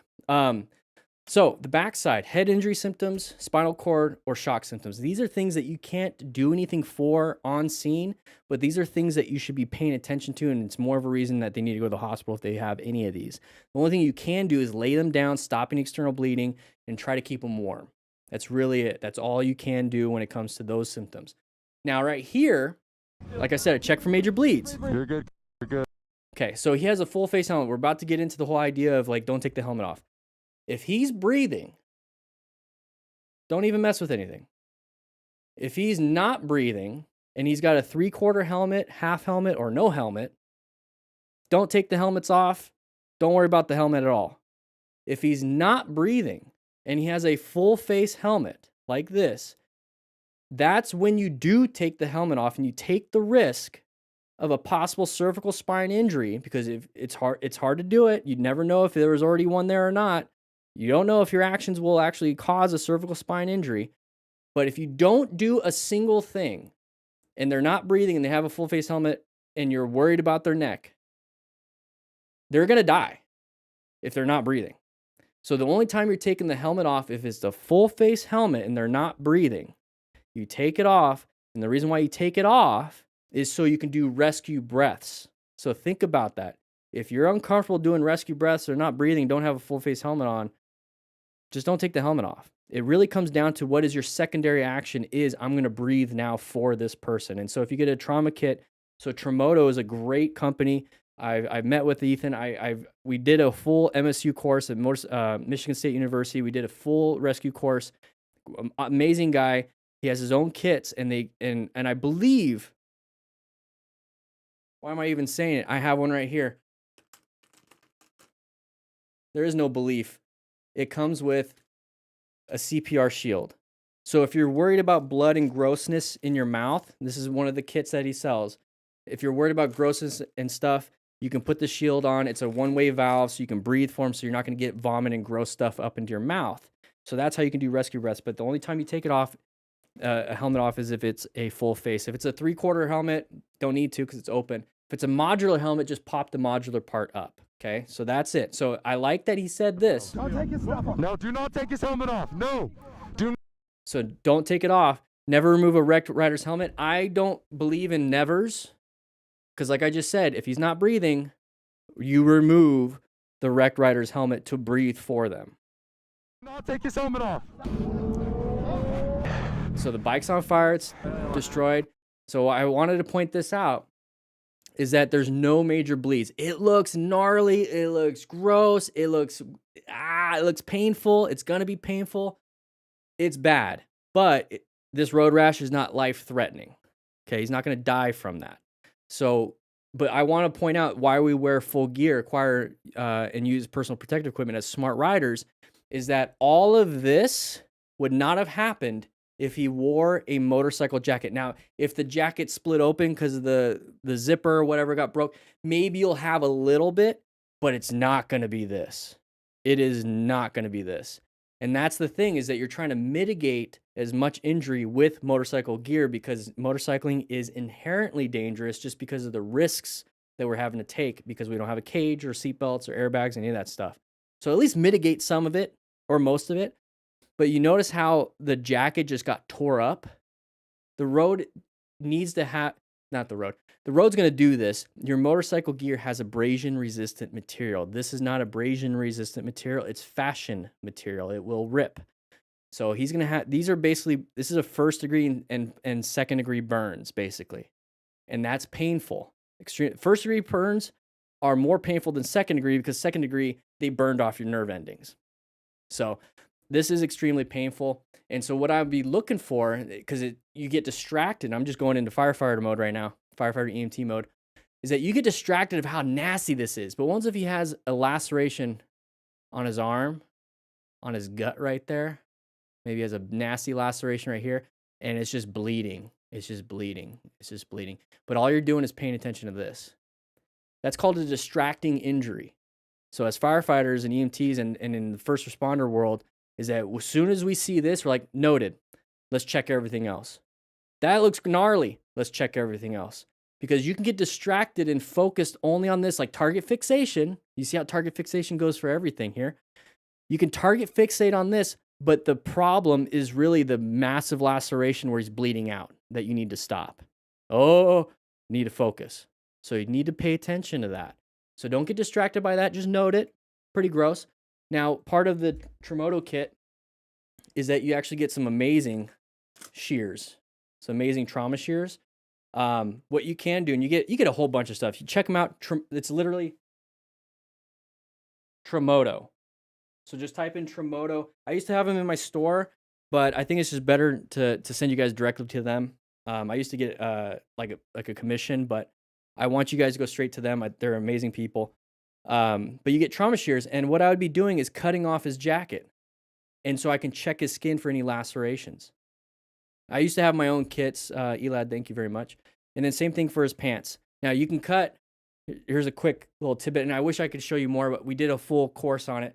So pretend, oh, my arms look juicy. So pretend these are the pants too, right? So down here. So what I would do is I would cut along the side.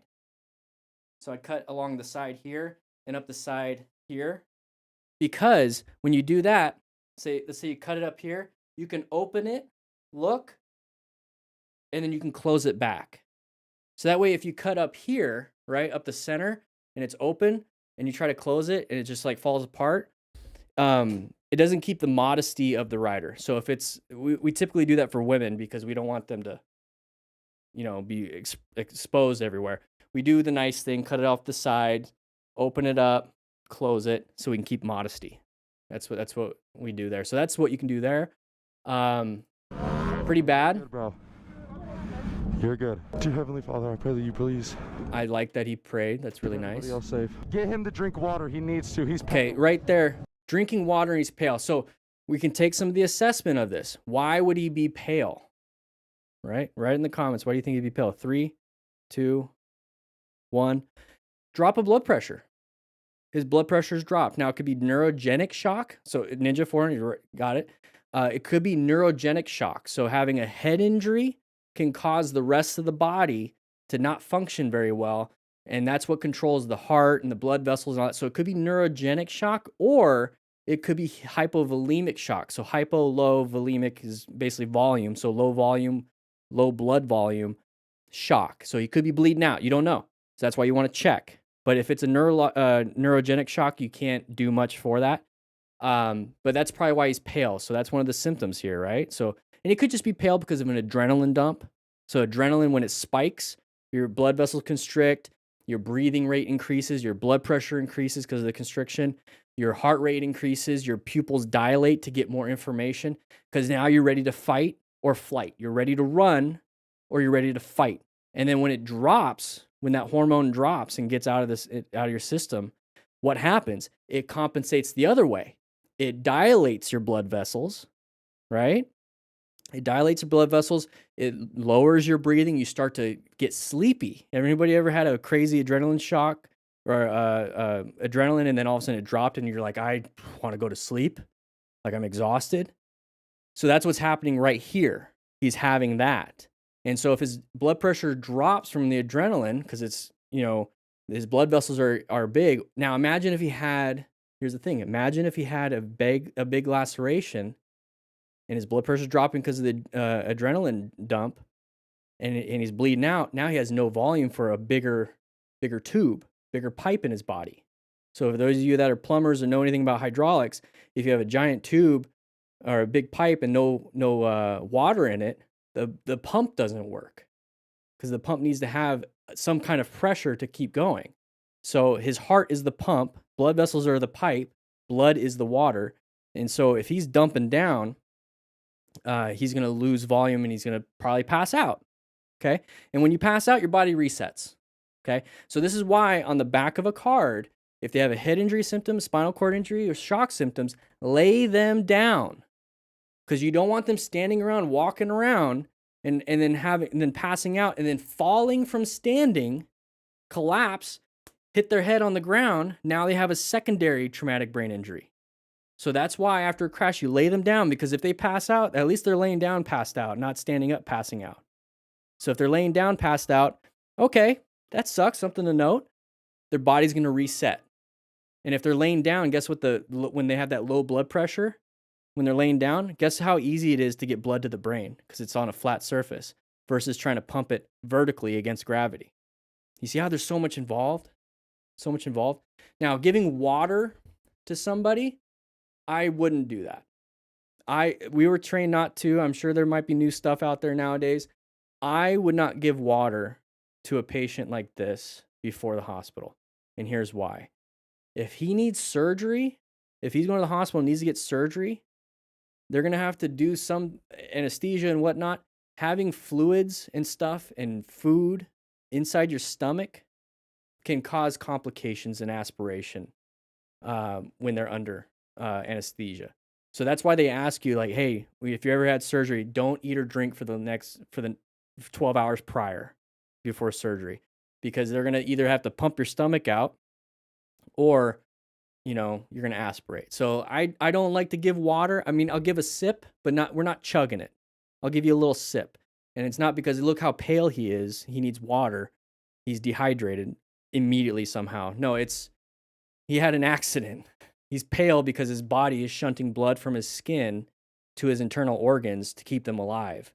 The body's like, I don't care about your skin. You're going to be pale, cool, sweaty after an accident like this because there's no blood flow basically to your skin. So it just dumps all the sweat in the sweat glands.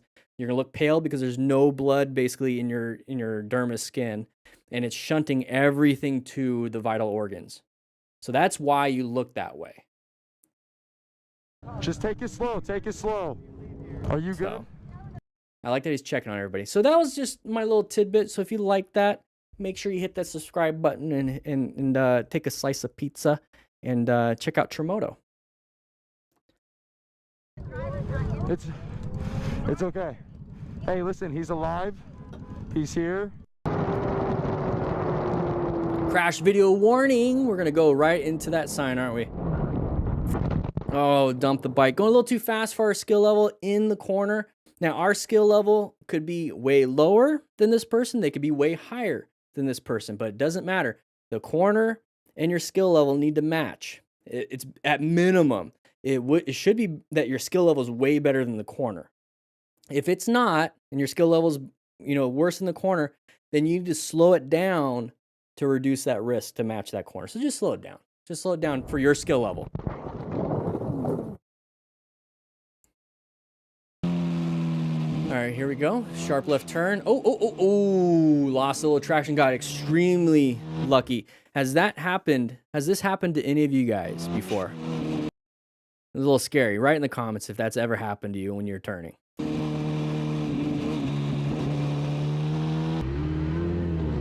right, here we go. Oh, nice little track day. Somebody dumped the bike, walking wounded. Now we're all on a track. So this is where we practice our high-speed maneuvers. And then hopefully there's EMS on scene, typically at these track days. That way they get to you real quick. So he's good. That's good. This is where you practice your high-speed stuff. All right. What's this pattern, everybody? Write in the comments. What's this pattern? What do you think it is? What do you think is going to happen then? Is somebody going to pull out in front of us? Open lane pattern.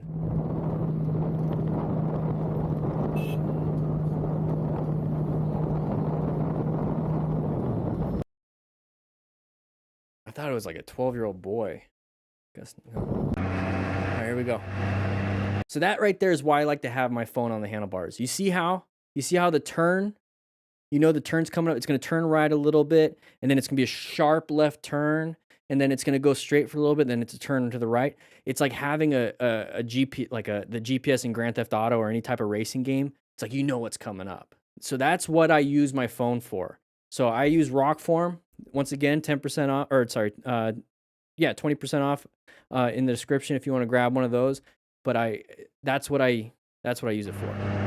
'Cause it lets me know, oh, we have a person coming out of the intersection. Good job slowing it down. Handled it. And then we know we have a turn coming up. All right, riding at night. What do we got here? Anybody going to come into our lane? Trying to pass the other vehicles because it's a big, long line. Whoa, slow down. Oh, lost traction. Extremely lucky. Smashed that rear brake. So that truck is coming out in front of us. Shouldn't have done that. Probably didn't see us or misjudged everything. But once again, locating hazardous situations like intersections should make us be aware that there's a possible threat. So if there is, we're covering the brakes and doing all that stuff, ready to do what we need to do. Slam that rear brake, but still managed it. So close calls was a success. All right, here we go. Alex A. Found the escape. Not a big deal. Good. All right, so hopefully nobody's going to come out in front of us. Good swerve. Nice little swerve. Get out of the way. Moving on. 6 months ago, oh! I was in an accident that would change my life. That's it? Okay. So 6 months ago, we had an accident that changed this person's life from British Columbia, the beautiful British Columbia. So somebody's going to be pulling out in front of us. We tried our absolute best to do a swerve. And then that right there is probably what changed his life, is that left ankle tib fib getting smashed in the car. Oh, that's going to be the thing. Months ago today, I was in an accident that would change my life. All right, here we go. Moving on. Kabako 1, going pretty fast for the area. Okay, still not a big deal. There's the side of the vehicle that we watch out for. Good job with the brakes. Now we're going to move around. Now he pulled out in front of other motorcycles. They also stopped in time, so very good on everybody involved. Okay, rain riding. Watch out for any slippery road. Whoa! What the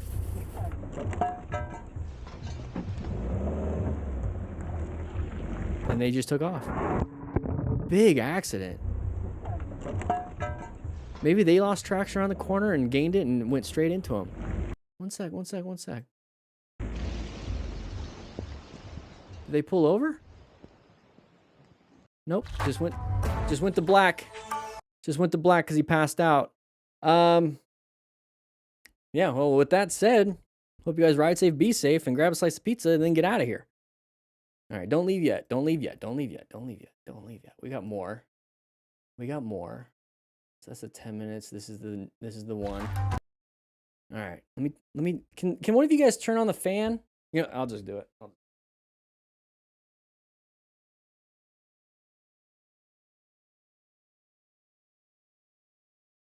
There we go. 95 of you in class right now. 95, but only 46 of you signed into class. Now, if you don't sign in, you don't click that like button, you can't get a slice of pizza. I need you guys to write it down because I buy only so many pizzas for class, and I don't know who's coming to the next one, so it helps me get the right amount of pizzas. I always overdo it because if you're a YouTube member, you know, it's only $1 a month. You get to take a whole slice with you, or a whole pie with you. I don't know why I said pie. You get a whole pizza with you at the end of the day if I have any left over. So hit that like button. You requested donut. Okay. Hog Rider, I did ask you 2 weeks ago if you could get the donuts, but you weren't here because you were feeling a little sick. So we had a few people kind of do it for me, but I did get donuts. I was going to save them for the third video. So Hog Rider, if you're not feeling sick anymore, maybe we can put a mask on you so you don't cough all over the donuts. But if you do cough on the donuts, please cough on the ones that didn't sign in because they're going to take them anyways. But can we have Elad, Horovac, Prodigal, Hog Rider, Ninja 400? Can you guys go to the crew lounge? I have them all in there. You guys smelled them when you walked in. I bet you some of them grabbed some of those. Yeah, can you go ahead and go to the crew lounge and grab those donuts? We got a whole bunch of them. And then put the pizzas in the crew lounge because not enough people are hitting the like button. And then at the end of the class, we'll give them a slice also. You on it? You guys are amazing. Let's get these donuts. Which sucks because I'm on carnivore. I just started carnivore yesterday, and I'm doing it for all of January. So I'm not even gonna be able to eat any of these pizzas, eat any of these donuts.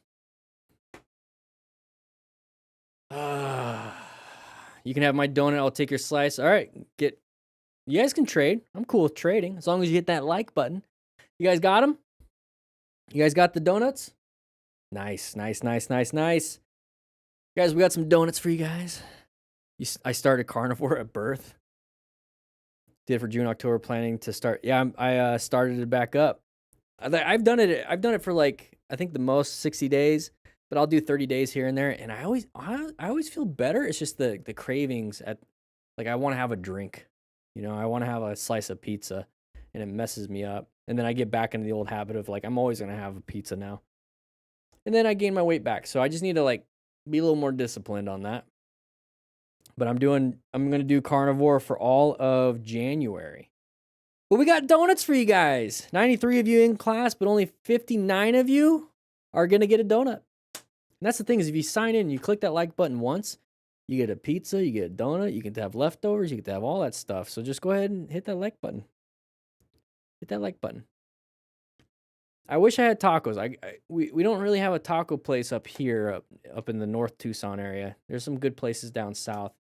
But we do have sushi. Well, good thing, Horovac, that all the pizzas are in the crew lounge. And we have in the crew lounge big screen TVs to watch the classroom. So you can watch the whole thing in there. And you can just eat the pizzas in there. So if you guys want to join up, burritos would be good. Stop it, guys. I'm eating steak and fish and ground beef and protein shakes for a while now. But if you click that join button, you guys get to get all the pizzas and the donuts and watch it from the crew lounge. We have recliners in there. We got recliners, big screen TVs. Got little massage recliners. Come on, guys. Here we go. No taco place in your area of Tucson. Yeah, it's kind of far to go. In South Tucson, there's a place, Mr. Toro Carniceria. The best tacos I've ever had. But not, well, I won't say ever, but it's the best tacos that I could find here. And now I don't live in that area, so damn. Actually, I might get some this week. All right, we're gonna jump into this next one. Let's take a look. Is this a new? This is the new one. Let's see. Yeah, it's the new one. It's the one that just came out 4 hours ago. So we're gonna jump into this one. Let's take a look at it. Let's go ahead and just do a quick check on everything. Make sure everything's looking good. Oh, did somebody, one of you guys got something? Pedro got both. I'm going to be shipping them out pretty soon. Pedro got the Writing Smart book and the Smart Writer book with the 25% off discount. Guys, if you're wanting to get any of the books, if you get the physical version, you get a digital version with it. You get a whole bunch of stuff, to be quite honest. But right now, until the 31st, there's a 25% off discount. So click the link at the top of the chat. So if you're wanting to get something, if you get a physical version, I send it in a card with you. You click that link and use code Christmas25, and you get 25% off. So Pedro just got it. Pedro from Texas. Well, I'll be shipping those out real soon. I'll be shipping those out to you. All right, here we go. 3, 2, 1. Dun, dun, dun, dun. Bum, bum, bum, bum, bum. All right, here we go. Tight turn from a stop. With a situation that proves Whoa. that not everything can be predicted. Oh. So take a look and ride safe. What the?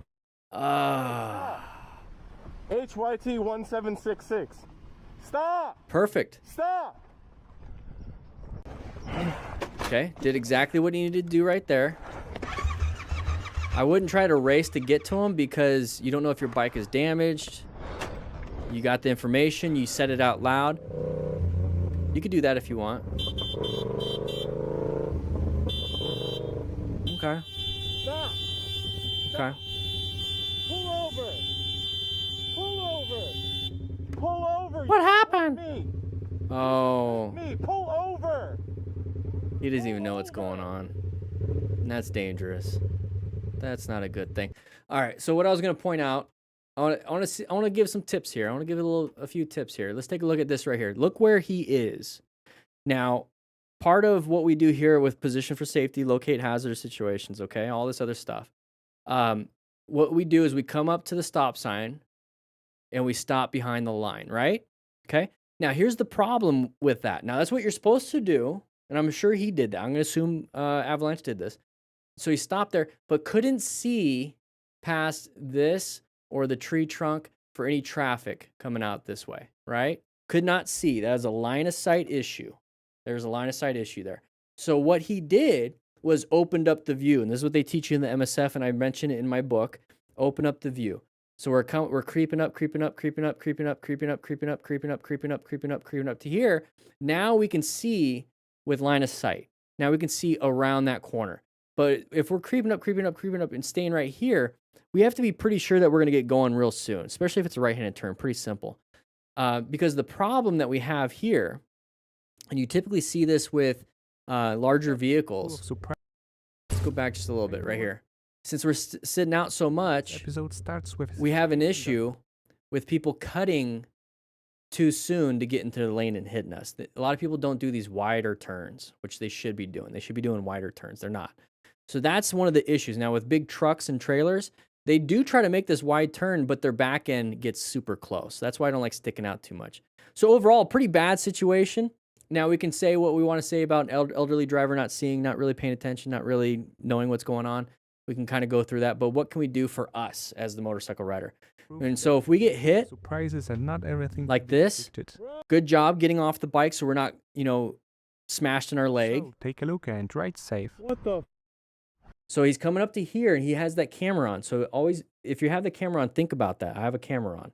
But the camera isn't going to pick up the license plate. Not this one, it could pick it up, but not that one very well. Hey, stop. HYT 1766. So say that on camera because your eyes are going to be better than the camera. So say it out loud so the camera at least picks up your audio. And so now you now have the make and model of the vehicle and the license plate in case they do take off. And then now you can file an insurance claim, do a police report with that information. And then if they take off, they take off. Okay, so you're still going to get that information, but now you're not escalating and riding your bike that possibly is damaged at a higher speed and then now crashing and getting hurt because now your bike's all damaged. So he did what he needed to do. Stop!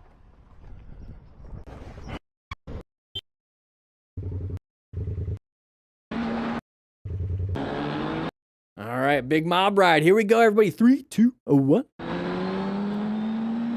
right, so everyone's going to go all over the place. No real staggered formation. Just kind of like, yeah, here we go. We're going to do the wheelies. Up and over, a little too much. Ankle. Ooh, ooh.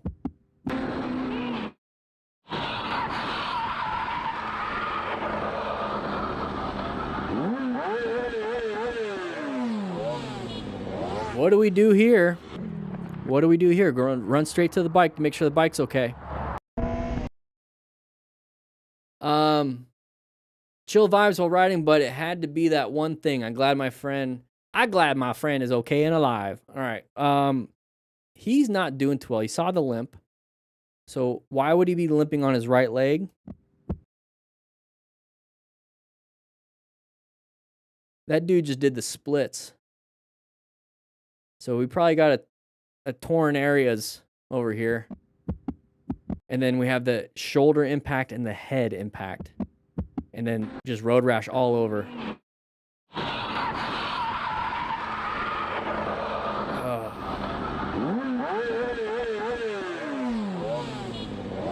Yeah, ACL. Lots of stuff. All right, let's move on. Here we go. Gonna go ahead and lean down pretty hard. Okay, but our body's straight. Bike's leaned over, but our body's straight. High side accident, very high impact. Not gonna be good. Hopefully he gets up. So make sure we remain calm. We don't crash ourselves on the gravel. We wanna check for any major bleeds. Okay, that's gonna be the big thing here. So remain calm, ensure your own safety. Don't get hit by any vehicles like that. Check, okay, standing up, that's good. Moving on. 130. Open lane pattern, open lane pattern, open lane pattern, open lane pattern. There it is.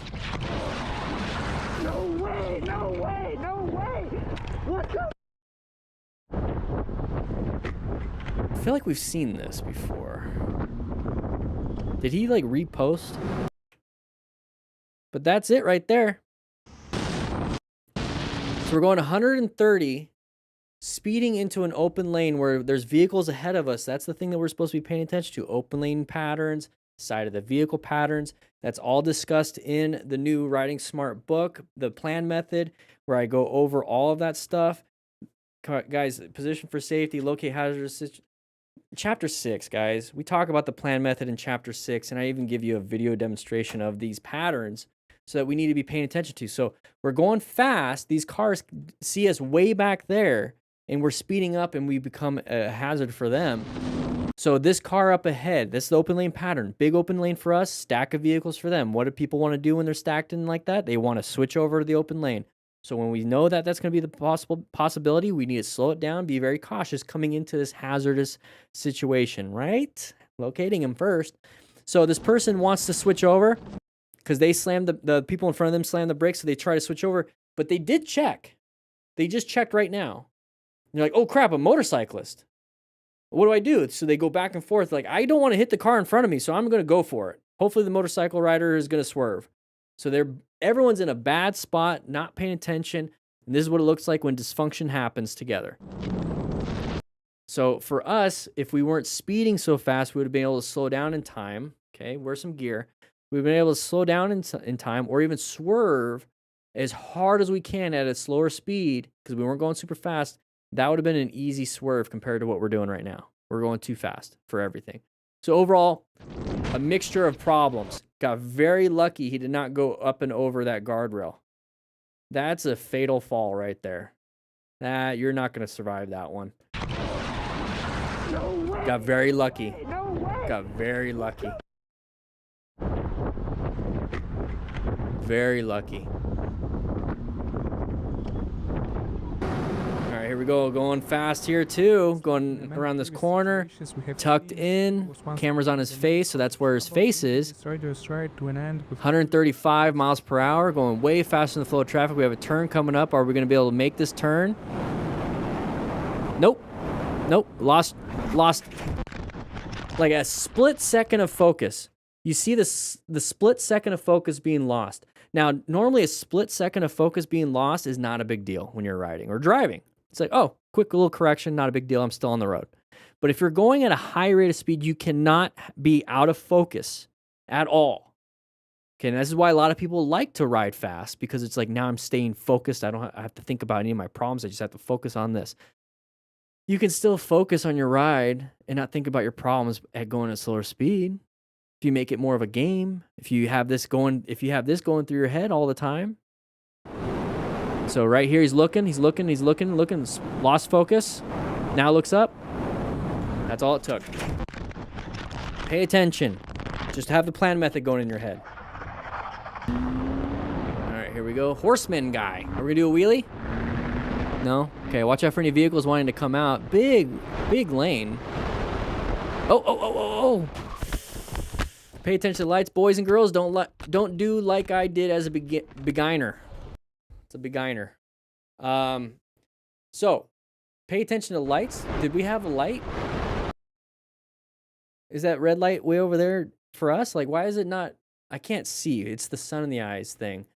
I can't see where the light for us is. I can't see. So that's also something we can play with, is that if there's sun in our eyes, it's gonna be difficult to see the overhanging traffic lights. So if you have sun in your eyes, be very careful and be hyper focused, maybe slow down. And that's another thing, is like at intersections in the United States, they typically have, you see how like the light is on the right side? So they have the overhanging lights and then the light off to the side. If the sun, pretend the camera is the sun, right? So it's blinding me. So I can't see these lights, but I can see, I'll look at this light because it matches this one up here. I'll look real quick. It's red. These are red then. So I should probably stop. So that's why use all the lights. Don't just be like the only ones in front of me. It's like, no, I'm looking at all the lights. And then vehicle comes out, not wearing any gear.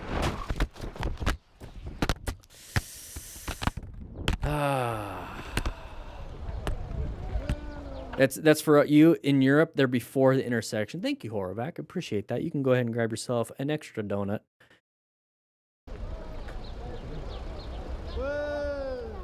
The head fell off.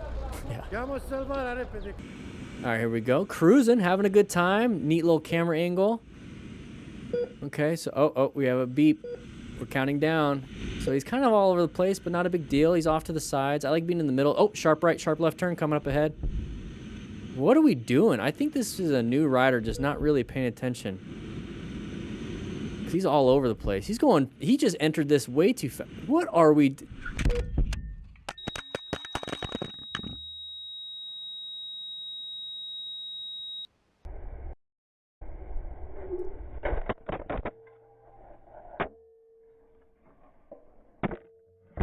So, real quick. Yeah, so it's sheepdog number, drunk, right? Drunk, question mark. Now, a new rider, you ever seen somebody trying to learn something new? They look drunk. They're like, what are you doing? You're fumbling around. A new rider all over the place. All they're doing is maintaining their speed and the road is changing. Okay, so that's what a new rider typically does, is they maintain the speed and the road changes. And when you get a little bit more experience, you start to realize, hey, I should modulate my speed with the road changes, right? Now, you should be learning that in a parking lot first. You should be learning that in your neighborhood first. Don't take it out on the road like this and then learn it out on the road like this, because this is what happens. So that's why in the new book, I take you from just literally your driveway, then the street that you're on, and then the neighborhood, and then a regular road to get to a parking lot, and then we go into a parking lot and we practice your test. And then if you already know how to do that, practice with the Smart Rider drills, 24 different drills, there's 24 of them in here, and you can actually practice modulating speed for different diameters and different things. You basically don't want to be practicing out on the road with traffic. So he's maintaining his speed the whole way. We have a sharp right turn, sharp left turn. He just wants to go straight, so he crosses over the line. He should have modulated his speed to stay in his lane. Okay, back in his lane. Now we should modulate our speed coming up to this sharp right turn. There's a sharp left one coming up too. We didn't. We're going too fast. Now we went straight. It's like, well, it's not a big deal. Back there, I did that, and no cars were coming. It's a blind corner. We can't see what's around this corner. And all of a sudden, he sees it. Now he's grabbing everything, and he's smashing that rear brake. And that's why he does that. That's why he fishtails, because he slammed that rear brake. Don't practice on the road. Practice in a parking lot if you already know how to ride. And if you don't know how to ride, get the Riding Smart book, and you'll learn how to practice in a very easy, progressive way until you finally leave your neighborhood. All right, KPC Cha going pretty fast around here. We got a sharp right turn coming up ahead. Are we going to make it? Nope. We're going to low side, probably hit some gravel, leaned it over a little bit. He's got full gear. Ran over gravel and lost my front, going down at 59 miles per hour. And he's not doing well. And that's just 59 miles per hour. There's a lot of gravel. He's gonna go to see Tyler Perry. Okay, we have that's what I'm talking about here when it comes to the GPS, is that we have a left-handed turn coming up.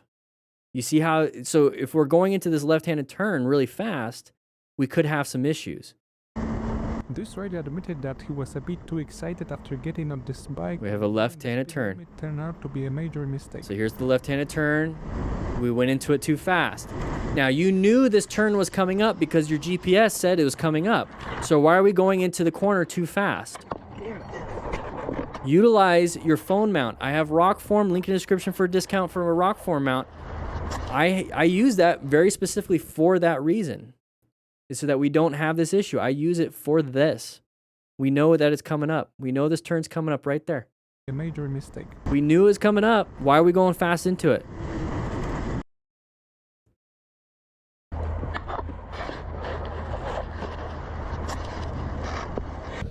All right, here we go. A nice little stunt bike. Kind of cruising. Okay, green. Here we go. We're going to go. Yeah, wheelie time, baby.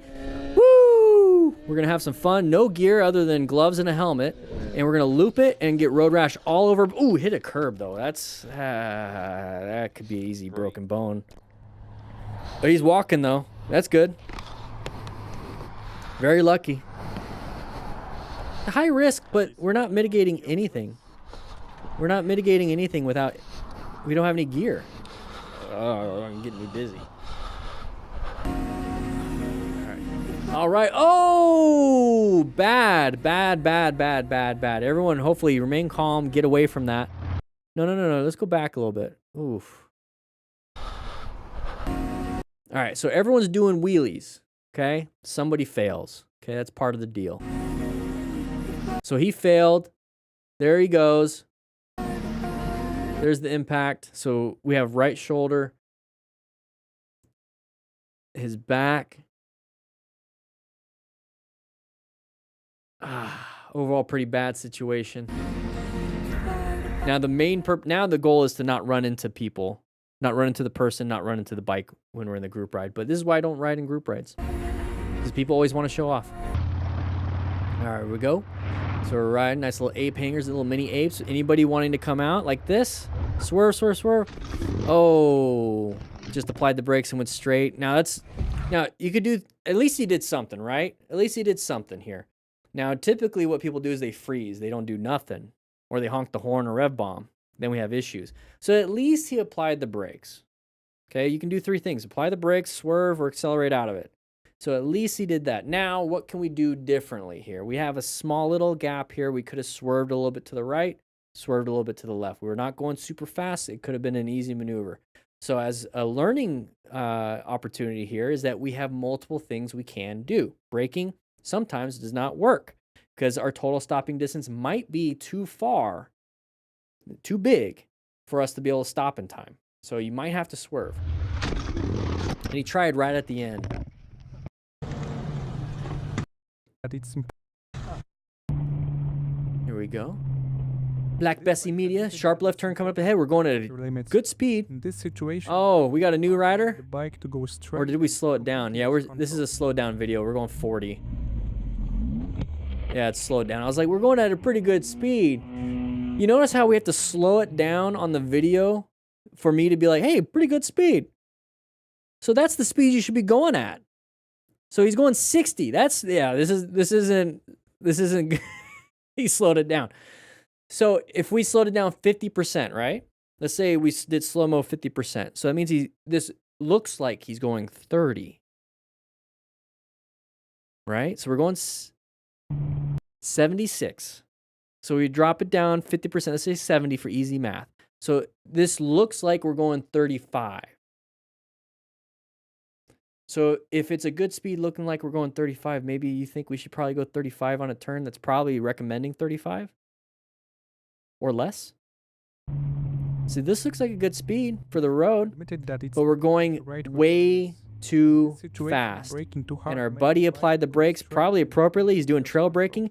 He can't keep his line though. He has to be able to use all of it. He can't keep his line. He's going too fast. He needs to use both lanes to make the turn, and we can't. So we're just not riding. We're not riding well. We're going too fast for these corners. Way too fast. Way too fast. We're slow motion. I've got 5 cameras. Spent more on cameras than riding ability. Now, that's the thing. So we got a 360 GoPro right there. We probably have an Insta360 camera on a selfie stick back there. We have a camera on our face. So that's, let's say 500, 500, 300. So $1,300 in cameras. Just in cameras. You know how many classes you can take for $1,300 to improve your skill set? Quite a bit. You can take at least 3 classes. Each camera is at least a class or 2. At least. You could have been a much better rider if you spent your money on that you would on cameras on a training course. And you would have been able to make this turn easy at the speed if you took an advanced riding class. Take a class. Stop with this.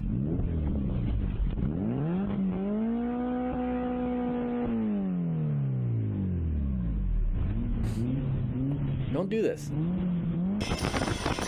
Fishtailing begins. All right, wet road. Oh, no. Ah. Yep. Whoa, what are we doing here? Whoa. 112. You're going way faster than that. Can't make the turn. High-sided it. What are we doing?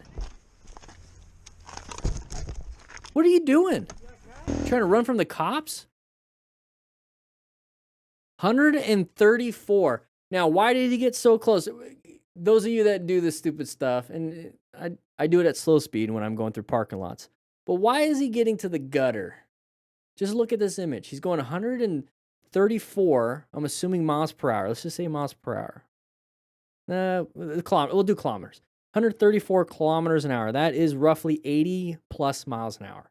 80 plus miles an hour. Avoiding the speed bump, forgetful palate. Yep, to miss the speed bump. So, I'm not saying do this, but I'm saying when I'm in a parking lot and there's a bunch of speed bumps and I'm doing slow speed, if I can find the gap where they like don't meet in the middle or they're off to the sides, I don't want to go over the speed bump. I don't want to. I just don't want to. So what I do is I do the same thing. I come up here and I go through the gutter because the speed bump is across the way, but it's not in the gutter. So that's why he did that. Now, the reason why he did that is because at 134 kilometers an hour, which is 80 plus miles per hour, if he hits the speed bump at 80 plus miles per hour, he's going to go flying. He's going to get launched off of that bike. So he's doing what he's doing, but he's using his skill set, which is really impressive because he's swerving to a very tight line, right? So think about it. Let's take the positive here. He's swerving to a very tight spot in the gutter at 80 miles per hour to avoid a road surface hazard at 80 miles per hour. So if he can do this, there's no reason why you guys can't do this. I'm not saying do it for his reasons. I'm saying the skill set.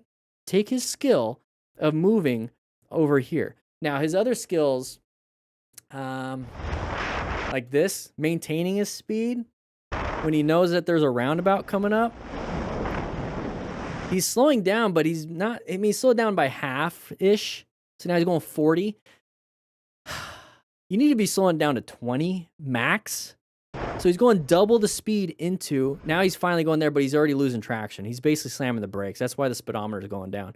He slammed the brakes. He's low siding, so he's falling in, and then it grabs traction on his tires and flips him over, and that's a high side. And that is a broken shoulder easily. So don't ride like an idiot. Get on the gears. Zach R6, here we go, around a blind corner. Can't see much, we have a line of sight issue. What's gonna happen? We don't know. But we're riding 130 kilometers an hour. That's 80 miles per hour. 80 miles per hour around corners. Okay, slow down for this one. Oh, this is a sharper one. We had to lay her down. We had to lay her down because the hedge and the guardrail is coming right at me. We had to lay it down.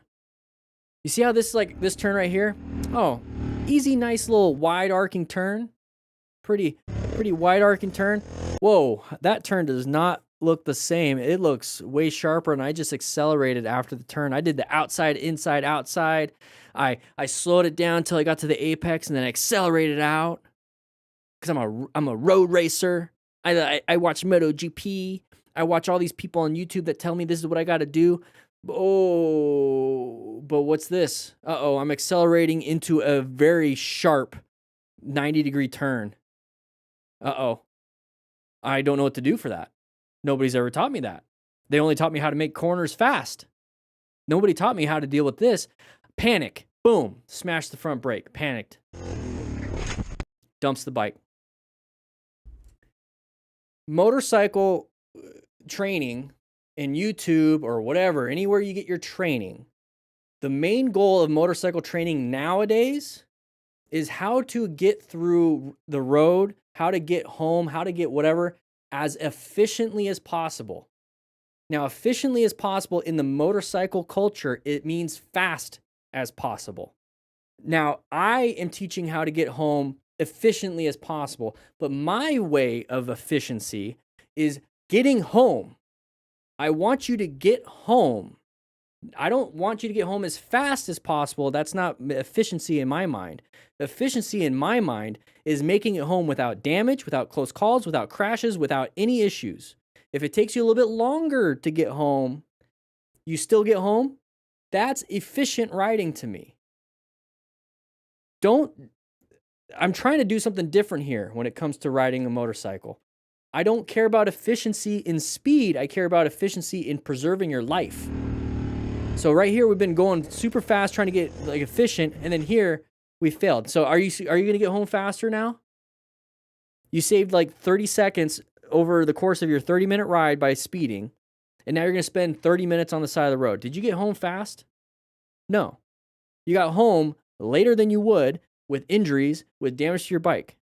So if you just do the speed limit, and you just cruise through and treat traffic and road surface hazards and drivers as like obstacles in a river, and you're water and you're just kind of going around everything, you're going to make it home.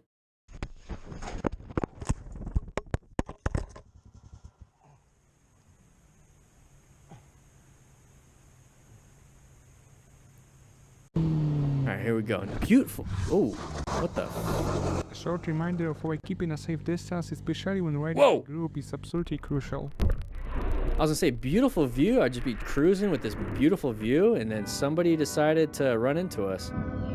Just kind of chilling, cruising. We're gonna. Oh, we were going a little. Oh, there's animals on the road, so we slowed down.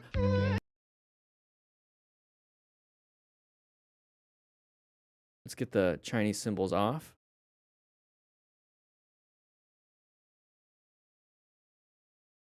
We need a thumbnail.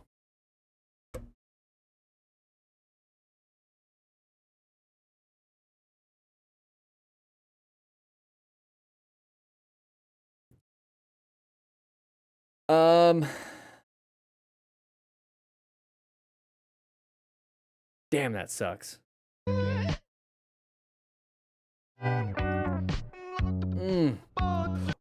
Is his head gonna hit? Is his head gonna hit?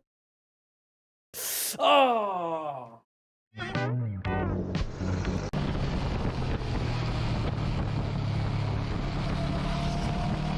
Oh! There we go. We have a side of the vehicle. Couldn't stop in time. Couldn't stop in time. The guy wasn't even looking. Overall, pretty bad spot. And he tried to stop. That's the best. Okay. That's the best this person could have done. Now, we were coming into this at the appropriate speed, right? So we're riding. Okay, we should watch out for the side of the vehicle first. We should not be accelerating, trying to beat them. We should be slowing it down here because the part of the plan method is assessing if it's a relevant threat. If it's in your path of travel, it's an active threat. So you have to navigate that with either braking, swerving, or acceleration. In this situation, accelerating, not going to really be helpful. Swerving, sure, I get it, but what's the main thing here? We have enough space. We can slow it down and stop, or swerve to the right after we slow down because they're passing, right? So that's the mental thing that we need to be doing here. But instead, we try to just get around them, and we're trying now to slow down. So it's actually kind of a success in a way, because if we did acceleration or nothing, like we're just cruising and honking the horn, rev bombing, we'd have collided with them at full speed. So if anything, this is something of a success. It's not the best one, you know? And then angry. Yeah.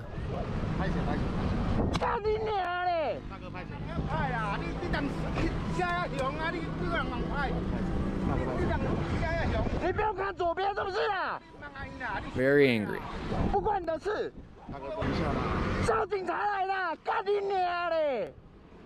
Yeah.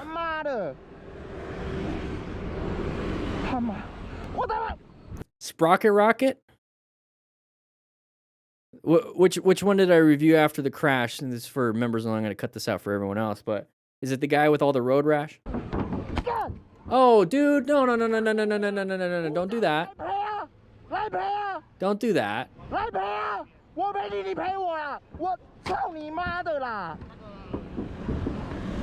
Don't do that.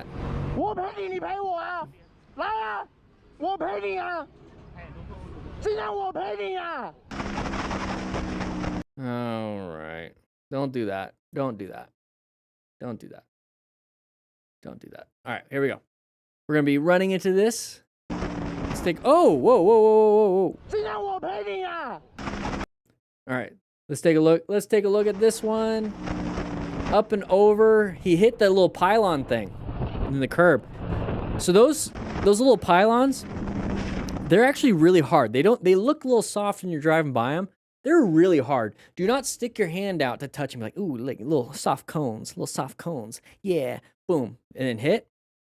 It's going to break your fingers. Now, he hit it because he didn't see it. And he's up and over. Oh. So good job moving off to the shoulder. Oh, he's not getting up. That's not good. Hey, bro. That hurt bad, dude. Yeah, those little pylons right there. Those are tough. Now, he probably hit the curb part of it, too. That's probably why he went up and over. But those pylons are stiff. Don't move.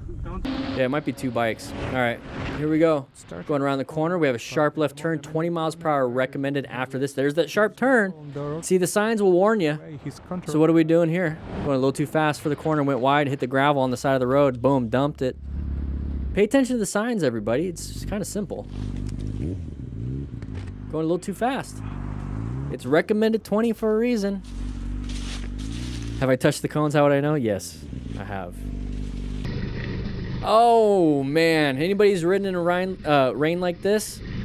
So CR visibility is horrible. Road surface is terrible. Since we can't see anything, we need to be cruising at a pretty slow speed, or at least the speed limit, you know, at max. So that person stopped it. Oh, no. See how they're sliding too? Look how far we're sliding. We're hydroplaning, basically. If this is what we see, and the trucks or the vehicles on the road don't have good windshield wipers, this is what they see. So you can never assume the vehicles on the road have good windshield wipers. Always assume this is what they see. So we try to stay away as best we possibly can. I don't think he was slowing. I don't think the motorcyclist was slowing down. I think the truck was speeding up. You see how they lost control and they slammed the brakes and they're hydroplaning too? Now, this is a reason why this motorcycle rider parked underneath the bridge. So, if you're ever caught in something like this, and it's like, I don't feel comfortable, maybe you've been riding in this rain for 30 minutes and you're like, I'm getting extremely cold, because you'll get hypothermia pretty easily. My stress levels have spiked, and now I'm getting exhausted from trying to focus. The bandwidth in my head is not working anymore. Like I need to stop, but I need to get home. What do I do?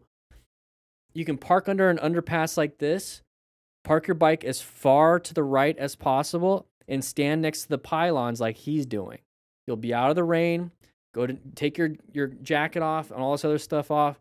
Do some push-ups, do some jumping jacks, do some lunges, whatever it is. Get some blood flowing. You'll warm up. But if you need to stay there, like inhale, same thing. Overall, this is a bad situation. But look at the truck sliding. Isn't that nuts? See, like we can't do that as motorcycle riders. We can't slide like that. Trucks and vehicles can until they hit something and roll. But they have 4 tires to stabilize. Look at it. He parks it perfect. He immediately went to check on him. I slowed down because of the rain. Oh, he did slow down. It's okay. It was an accident. But be grateful. Hey, everything's fine. He's checking on you. He's concerned about you. He didn't mean to hurt you. The rain. Are you okay? No, dude. But are you okay? Here we go. Arun Kumar going around a roundabout, having some fun. Oh, we did not make the turn. Dude, you got to make the turn. Don't go too fast. Don't try to follow your buddy. He might have better skills than you. That's fine if he does. Oh. Now you're just like looking at it like, I hate this. I hate what's happening. All right, real quick, a pause because we have a wonderful member in here. Go ahead and grab a donut. Stojo N4P. So if you have 4 years of writing experience, the Writing Smart book, so this book right here, this is specifically designed for somebody that doesn't know how to ride. So it takes you from you just bought the bike. Let's go through a little scenario. You bought the bike and you got it trailered home from the dealership, or your friend brought it to you and you're like, cool, I got a bike, and you got a permit, right? But you don't know what to do. You don't know what the controls are. You don't even know how to mount the bike really appropriately. You don't know what kind of gear you should get. You don't know how to do friction zone braking. Like, what do I do? I don't know. This will take you from nothing, not knowing anything, to riding up and down the street, understanding all the controls, the minimum gear that you should get, riding in your neighborhood for the first time, practicing the plan method. And then I take you out on the main road, like the road right outside your neighborhood, because I want you to practice in your neighborhood for a bit. Takes you on the road to get you to a parking lot so that you can practice the Smart Rider drills. And Chapter 9 is the motorcycle operator skills test. So I at least get you practicing so that when you can take your endorsement, you know what to do. Now, the Smart Rider motorcycle training drills, now this right here is the first book I developed, and it's based off of parking lot practice. So you set up your cones once. You just set them, and there's a QR code that shows you how to set it up. You set up the cones once, and you get 24 different training drills from beginner, easy, moderate. It goes to hard mode, and then it goes to expert mode. So 24 different drills. Each one has a QR code and my time. So try to beat my time. But the whole point of these drills is, if you just even notice here, you're doing a sharp left U-turn to a sharp right U-turn to a wide U-turn to a sharp right turn, and basically a swerve around this cone. So you're practicing 1, 2, 3, 4 different maneuvers in one design. And I did this in 12 seconds. So I did 4 different maneuvers in a fun way in 12 seconds. So you're training without even noticing you're training. You're just trying to beat my time. So you get a bunch of different drills that practice. This one's 3 different U-turns at 3 different radiuses. Big figure 8. You can make it a shorter figure 8 too. Practicing your cornering, practicing a sharp turn. So you're practicing so much. So with 4 years experience, I would get this. And it comes with a digital version. So I have it on my phone. It comes with a digital version right here. So you can put this on your phone mount and you can practice it with your phone mount and you can click the QR code and there's the video. So I show you how to do it and you try to beat my time. So with 4 years experience, I'd get the drill booklet. You don't need the Riding Smart booklet. But if you're brand new, you have no idea, I would get the Riding Smart booklet. All right, here we go. We're going through here, passing oh, got some speed wobbles probably from like an indent in the ground. There's some type of road surface hazard that caused that because the speed is the speed. Oh, we hit something. I want to see what from his point of view.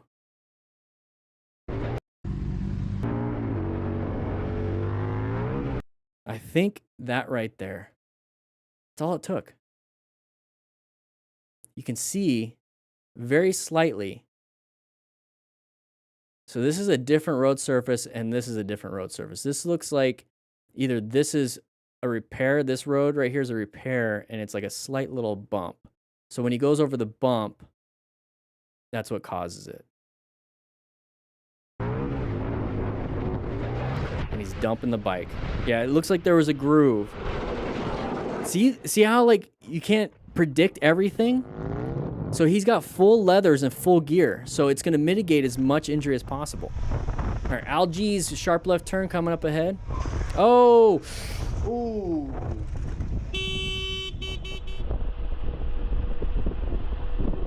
If your foot won't do anything, you need to make the turn going a little too fast with the passenger. All right, lane splitting. Oh, lane filtering because everything stopped. Of a brief moment of inattention. Okay, we're just going all over the place, not paying attention. You didn't even turn all the way to get through that. Bike is now stuck and it's pissing everywhere. That sucks. Oh, he's probably missing part of his finger because it got smashed right there. Probably sliced it off. All right, so we're going pretty fast. We're acting like an idiot. I would not recommend doing this. I would not recommend doing this. We have no gear. You should see showing your chonies everywhere. We slammed the brakes right there for a reason.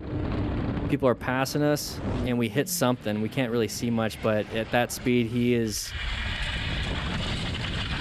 not gonna be doing too well. Damn. Because of target fixation. All right, let's see what because of target fixation did. That means we target fixated on the problem, not the solution. You'll notice that okay, let's watch it again in slow-mo. Let's see. Is it? Oh, okay, well, sorry for the video quality. Don't record with a potato next time. Okay. Yeah, it sucks. Going a little too fast. Trying to keep up with buddies. See how it's on his leg? Now imagine if you're by yourself. Oh, road surface. Look at the road surface. It's all patchwork. Going a little too fast in the corner. Almost made it until he got to the gravel. This is the second part of the group ride I went on. This was also my first crash on a motorcycle. It's a perfect example of why you should look through the corner as you enter it. I panicked and started to brake until my front tire caught gravel. Exactly. Good little after action. Going through the corner. Slow it down a little bit, but the moment the tires grabbed gravel, it lost traction while we were applying the brakes, so it just dumped it right there. Make the turns. All right, having some fun. Looks like a little closed course, maybe? Yeah. Still not really closed because we have a lot of traffic. No, it's just a roundabout. There's gonna be, oh, ooh. You guys see that?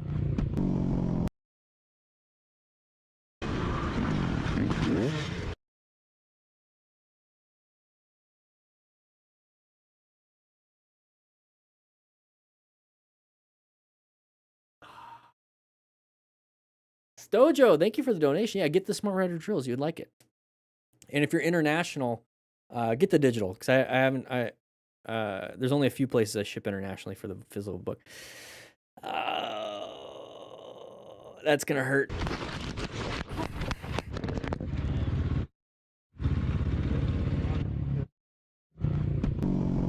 All right, here we go. Cruising through here. Mr. Sticky Fingers, interesting name. all over the place. That's a basically a U-turn. Oh. So this is a lack of experience when it comes to a turn like that. Let's go back just a little bit here. So he's able to do the turn. So he's coming into the turn. He thinks this is what the turn's gonna do. So he's turning what he thinks it'll do. So that's the first part right there. So he thought that's what he needed to do, and he cut in a little too much. So now he's gonna go a little bit wider. He's like, I'm gonna put myself and correct and make myself go a little bit wider. Right there. And he's like, okay, well, now I got pushed out. I need to get back in, but I'm going too fast. So this is where entering at the appropriate speed sets you up throughout the turn. He's making corrections in the middle of the turn because he's going too fast. So slow it down. Just, if it's a weird looking corner, slow it down more than you think you need, and then you can always add later. It's like cooking.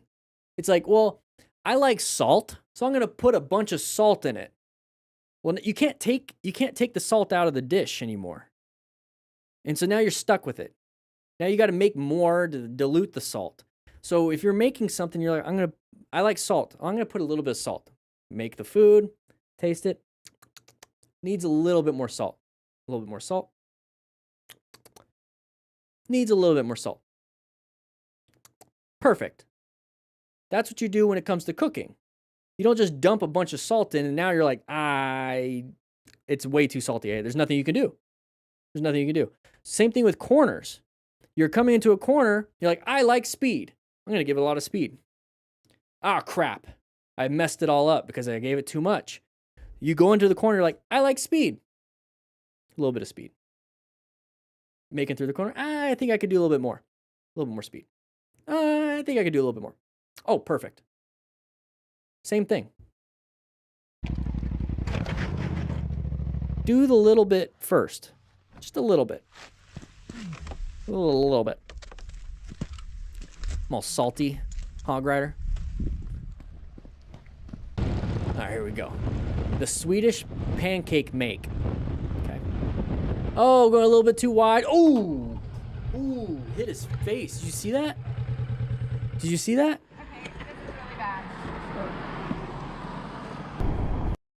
Greetings from Austria. Oh, so then get the digital. You can get the digital book.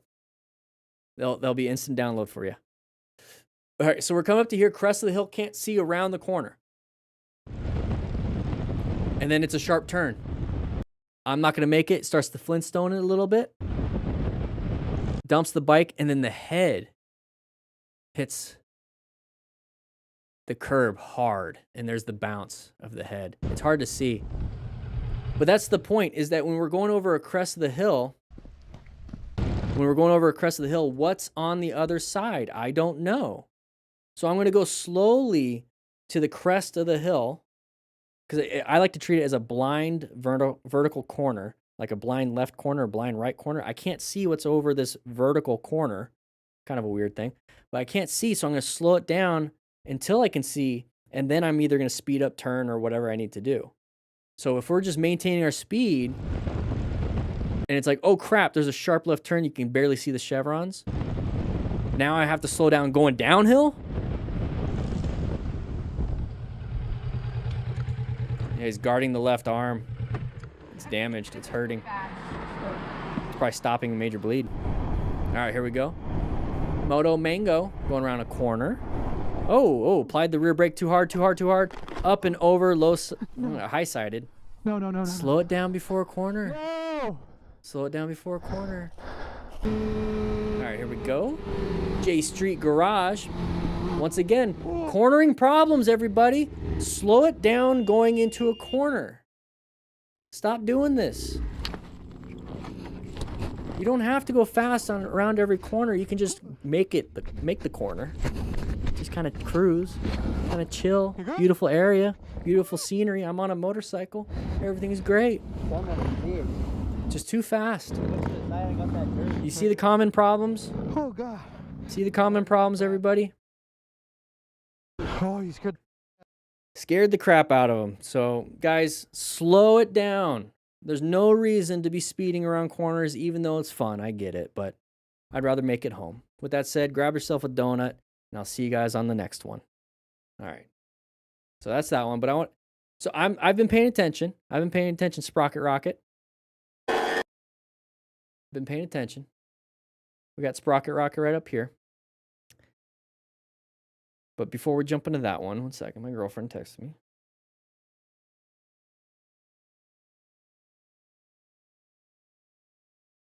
Oh, very nice.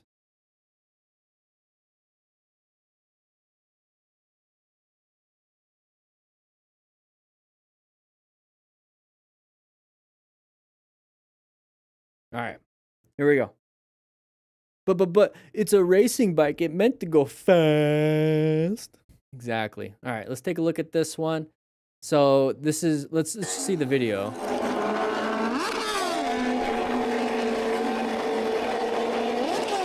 So this is what happened in that group. Oh, there's the guy, right? Oh no, it's that guy. Oh, is that the same dude? Yep. There's the bike on fire.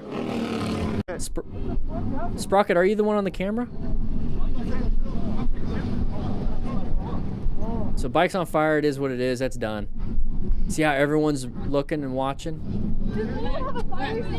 Where's someone else? Hey. What's your name, man? Ethan, truck, back it up now. Get him here. Get the truck. Yeah. Back it up. Yeah, the bike, it doesn't matter. Even if you put out the fire and try to save it, it's totaled. It's absolutely totaled. Hey, we're gonna back up the truck. Can you get over that way for us? I got it. I'm a police officer. Thank you. Okay, thank you. Good, he's a police officer. All right, so big group ride.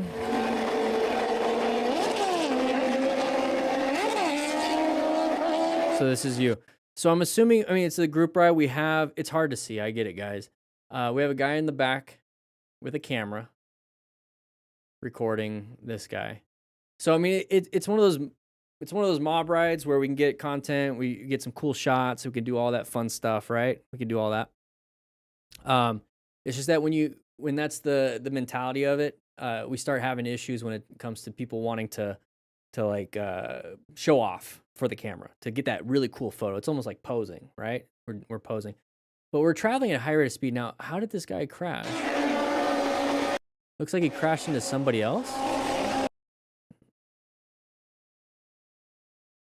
Can I? No, I can't do the control. Okay, so he landed his wheelie. So he landed it, and immediately, I mean, yeah, it slammed it down on the back of someone else's tire. Okay, that makes more sense. I was gonna say he either slammed his brakes really hard or his rear tire locked for some reason. Like the chain like locked up, or that's what I was assuming. So he actually landed on the back of somebody's tire. So there's the impact with the truck. He's not doing well. And you can see how he was getting that road rash on his chest. Because he's sliding on his chest. That's how he got that. He's very lucky to be alive. He got ran over. You see the truck?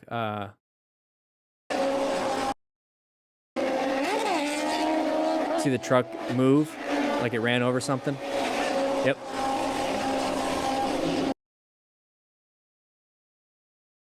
Damn. I like it. That sucks.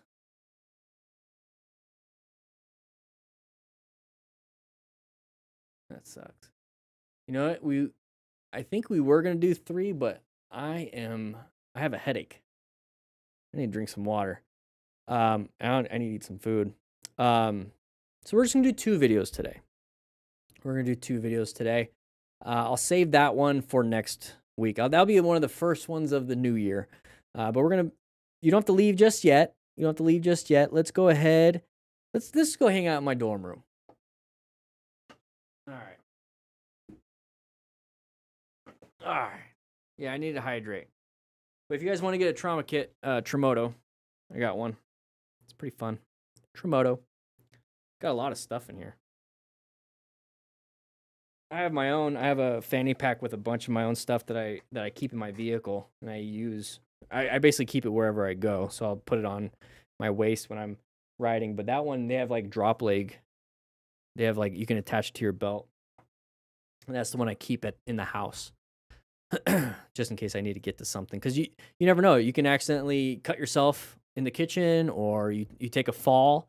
You put your arm out, right? Not a big deal, right? Everyone kind of does that. You fall down, you put your arm out, but then you get a compound fracture, and it actually cut your radial artery, and now you're bleeding. What do? You get your trauma kit that you have at home, put a tourniquet 2 inches above, or a hasty tourniquet way up here. Drink your collagen. They have a collagen drink at Costco I saw yesterday. I might just get that. But we have a lot of crashes and close calls that we got done today. And I have a headache just because I'm staring at a computer screen and the light's like right in my face. And we spent a lot of time on that crash that Sprocket Rocket gave us a nice little context for. A lot of time on the review. So Sprocket Rocket, since you're a part of that group, I'm gonna have a video. I'm gonna make that its own video. And so if you want, like, just once that video's out, just share it with your group, at least to get like an understanding of what I would do after a crash. And maybe a bunch of those people in that group will take a stop to bleed class, or because you guys are gonna do whatever you want, right? Like, it's not what I would do. I wouldn't be in a mob ride doing stunts and stuff like that, right? It's not what I would do. But who cares what I do, right? Who cares what you do? I only care is that if somebody's going to do what they do, that they make it home. That's it. Like, with the least amount of injuries, with if they do crash, whatever it is that you're doing and you're bleeding out, hey, can we prevent a death here? Can we prevent some things? And so, yeah, you crashed, whatever. You guys are gonna have a higher chance of crashing than I am because I'm not doing that kind of stuff. You're taking higher risks, but just make it home. And so, you guys do whatever you do. Now, what about as much as of you guys maybe get together, do a group ride, not a mob ride, but do a group ride to a Stop the Bleed class together. You know, take this as a lesson of like, hey, when we were on a group ride, one of our buddies got massively injured. This is a wake-up call to where maybe we should go all take a Stop the Bleed class, use this as motivation to get this training so that if this ever happens again, we have like 10 of us, a crew of people that can help. And that's what I want for every group ride. But yeah, do whatever you guys are going to do. But, you know, at minimum, a Stop the Bleed class. And then I would do a CPR class after that. Stop the Bleed would be something. And then, yeah, take a CPR class so you know what to do when it comes to chest compressions and rescue breathing. Yeah, you're only going to be an asset. That's the thing. Is like a lot of people are like, I don't want to do that. That's stupid. It's like, no, you become an asset to your group. You become an asset to other people. And it's not just for riding a motorcycle. If you took a Stop the Bleed class and you took a CPR class, if your kid falls down the stairs and for some reason stops breathing, you know how to do CPR. If you're in the kitchen with a friend and it's like a fun get together and you guys are drinking beers, some glass bottles, some Michelob Ultras, and like your buddy's a little too intoxicated and accidentally knocks the bottle off the ground and it shatters on the ground and it blows up because that's what glass tends to do. And you get a nice piece of glass in the side of his leg or in his arm, or if for some reason it just goes into his neck or whatever, and he's bleeding everywhere. What do? You learned it and Stop the Bleed. And I say that because I've seen that. I've been on calls where somebody dropped a knife when they're cutting, accidentally dropped it or set it down, thinking they set it down, and it fell down, and the knife went straight down and cut near the pedal pulse in his foot. It basically went into his foot and was bleeding out of, not pedal pulse, his pedal artery, so on his foot, and it was bleeding out, and so there's blood everywhere. It's weird. It's like it's from his foot, but it hit his artery in his foot, and so he's like holding pressure as best he can, call 911. There's blood everywhere, and we show up. And it's like if he had a tourniquet or he did direct pressure, so that's good. But if he had a tourniquet or something, you couldn't stop it with direct pressure. He could have tourniqueted his near his calf, above his calf. and it would have. Imagine if he didn't have 911. Imagine if we got there too late. Imagine, right? So like stop the bleed class and a CPR class is not just for motorcycle riding. You can apply it. Now you have life-saving skills for any situation. Any situation. So I highly recommend doing that. Tucson Stop the Bleed class featuring the DDFM crew ride to Mount Lemon to follow. That'd be fun. That'd be fun. The last Stop the Bleed class that I was able to find was in Phoenix. And that was last year, and I went and took it. Just for fun. I already have tactical emergency casualty care certification. That expires in October of 26 next year. So I want to get another one. That would be a fun one. Again, I loved that class. Because it was more like first responder, EMS, active shooter, get off the X, but like P-March pause, which is a bigger acronym that you have to memorize, and it's just chaotic act. Like they had actors come in with blown off legs, and it was just a lot of fun. Stop the Bleed is like, here's what you do. We'll use dummies and whatnot. So that's pretty cool. If their carotid is cut, there's not much you really. I mean, if it's severed completely, less than a minute to do something. But if it nicks just barely, like tiny little kind of like you get a paper cut in your skin and it bleeds a little bit, it's still a laceration, right?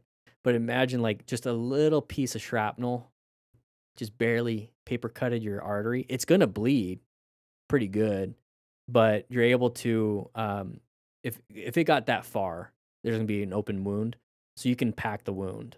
You don't want to put a tourniquet around the neck, but you could also apply direct pressure, not a ton of it, because you don't want to shut off the carotid. You're gonna knock them out. That's what jiu-jitsu and MMA people do.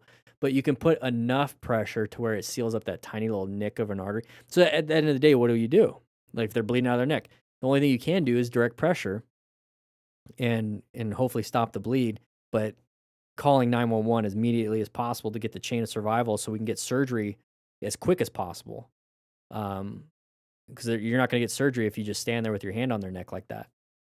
So overall, it's a terrible spot, but you got to do something, because if you do nothing, right, the outcome's going to be the same. So you want to do something to be able to hopefully solve the problem. Overall, it's just terrible. Press with gauze if you have it. Just as much as you can. Not enough to stop, not enough to occlude the artery, just enough to close that little wound. Just enough. Maybe a little bit more, but they still have blood flow inside the carotid. But this is kind of the same thing for anything else. So once I get that video up, Sprocket Rocket, just share it around. Share it around. But you can kind of tell my voice is a little much. Let's see. But I'm gonna be going. It blew up on your TikTok 100. Nice. 180,000 views. Yeah, it's a pretty horrible crash. A lot of people are gonna want to watch it. More than likely.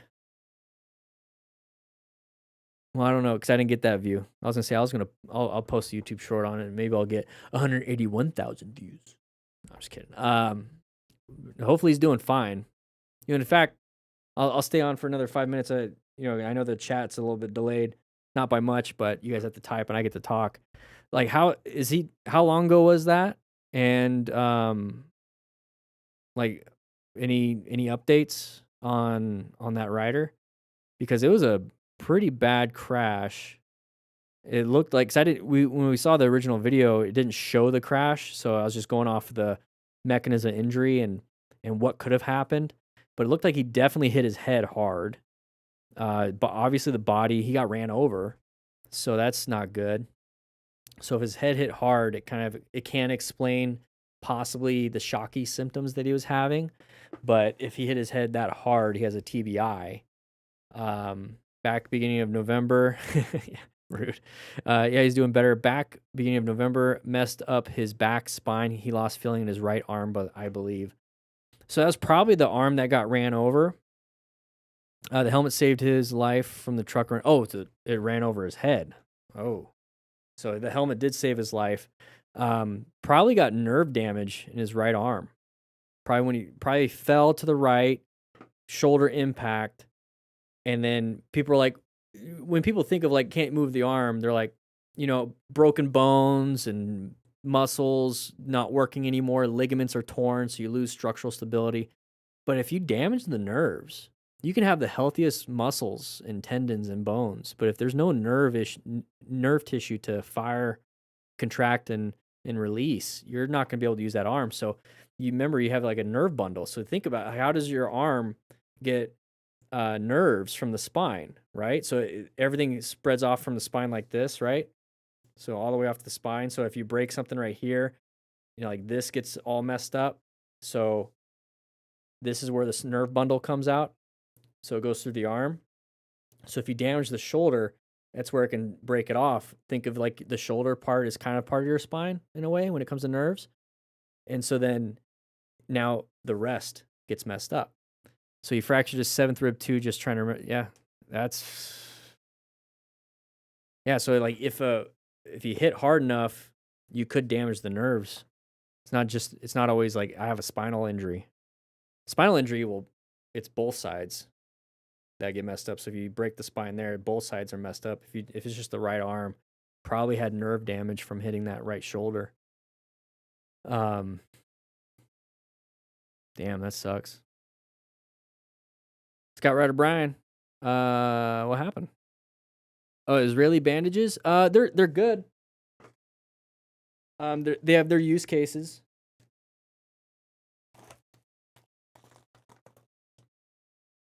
So this is kind of like the Israeli bandage that it comes in the Tremoto kit. It's got its use cases. It's pretty much a compression tourniquet in a way. It's a compression bandage. So if you need anything that is more of like a direct pressure, when you do direct pressure, you're applying your own. With an Israeli bandage, you can apply enough pressure by wrapping that it creates the compression, and it's really good to keep your hands free to do other things. So if somebody's like bleeding pretty bad, it's not like an arterial bleed, but it's like a really bad venous bleed, and it's like a laceration, you can apply it. and think of it as a third hand for pressure, direct pressure. That's what's really good about it. So it has its use cases. It's not, I'm going to use it as a tourniquet. It can be in a way. It's like a jack of all trades, master of none. The cat tourniquets are like, yeah, we're just a tourniquet. The Israeli bandage is like, hey, we could do a few things. So that's where the skill comes in. It's like, well, what are the few things? Like, how do you use it? So you need to have the skill set to be able to use all aspects of it. The cat tourniquet, what's really nice is that you barely have to have any skill. You just have to play with it once. You're like, oh, that's it? But you can only use it for very specific reasons. Yeah, this is from Tremoto. You get the smaller big packs, whatever. They're relatively expensive just because like the genuine materials and the genuine stuff, medical supplies are expensive. But I mean, what's your limb? What's your life worth? In case of something bad happens. And I spent $400 something on my kit that I built myself, and I got 4 cat tourniquets in mine, and each one's pretty expensive, and a bunch of different stuff. But to me, like if I'm ever in a situation that say my girlfriend or like a different loved one or whatever, it got majorly injured, I don't mind spending all $400 to make sure that they're fine. I'll spend another $400 to replace it all. But if I'm like sitting there and I don't have it because I'm like, it's too expensive, and I'm sitting there and I'm watching my girlfriend bleed out for some reason, I can't do anything other than direct pressure, and it's not doing anything because it's a big arterial bleed and it's in her arm. And it's like, if I just had a tourniquet, I would be able to stop this bleed, but I don't have one because it was too expensive. I'd be feeling pretty helpless and terrible and like very sorry. And then the grief would be a lot harder because I knew I could have done something, but I didn't. I knew I could have prepared for this, but I didn't. And that's going to be something I would have to live with. So Awesome, CG Virgo. Appreciate that. I got a couple of tourniquets and Israeli bandages from. Okay. Yeah, something to train with at least. Yeah, I would get those to train with, and then I'd get the official cat tourniquet from Rescue Essentials, the official cat tourniquet.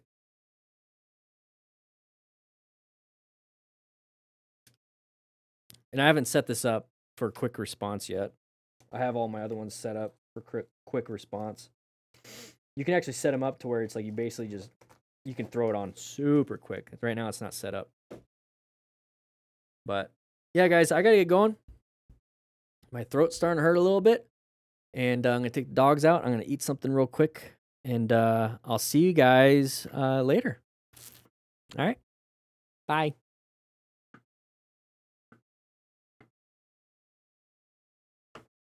There's not enough room in here, so I'm just gonna do this.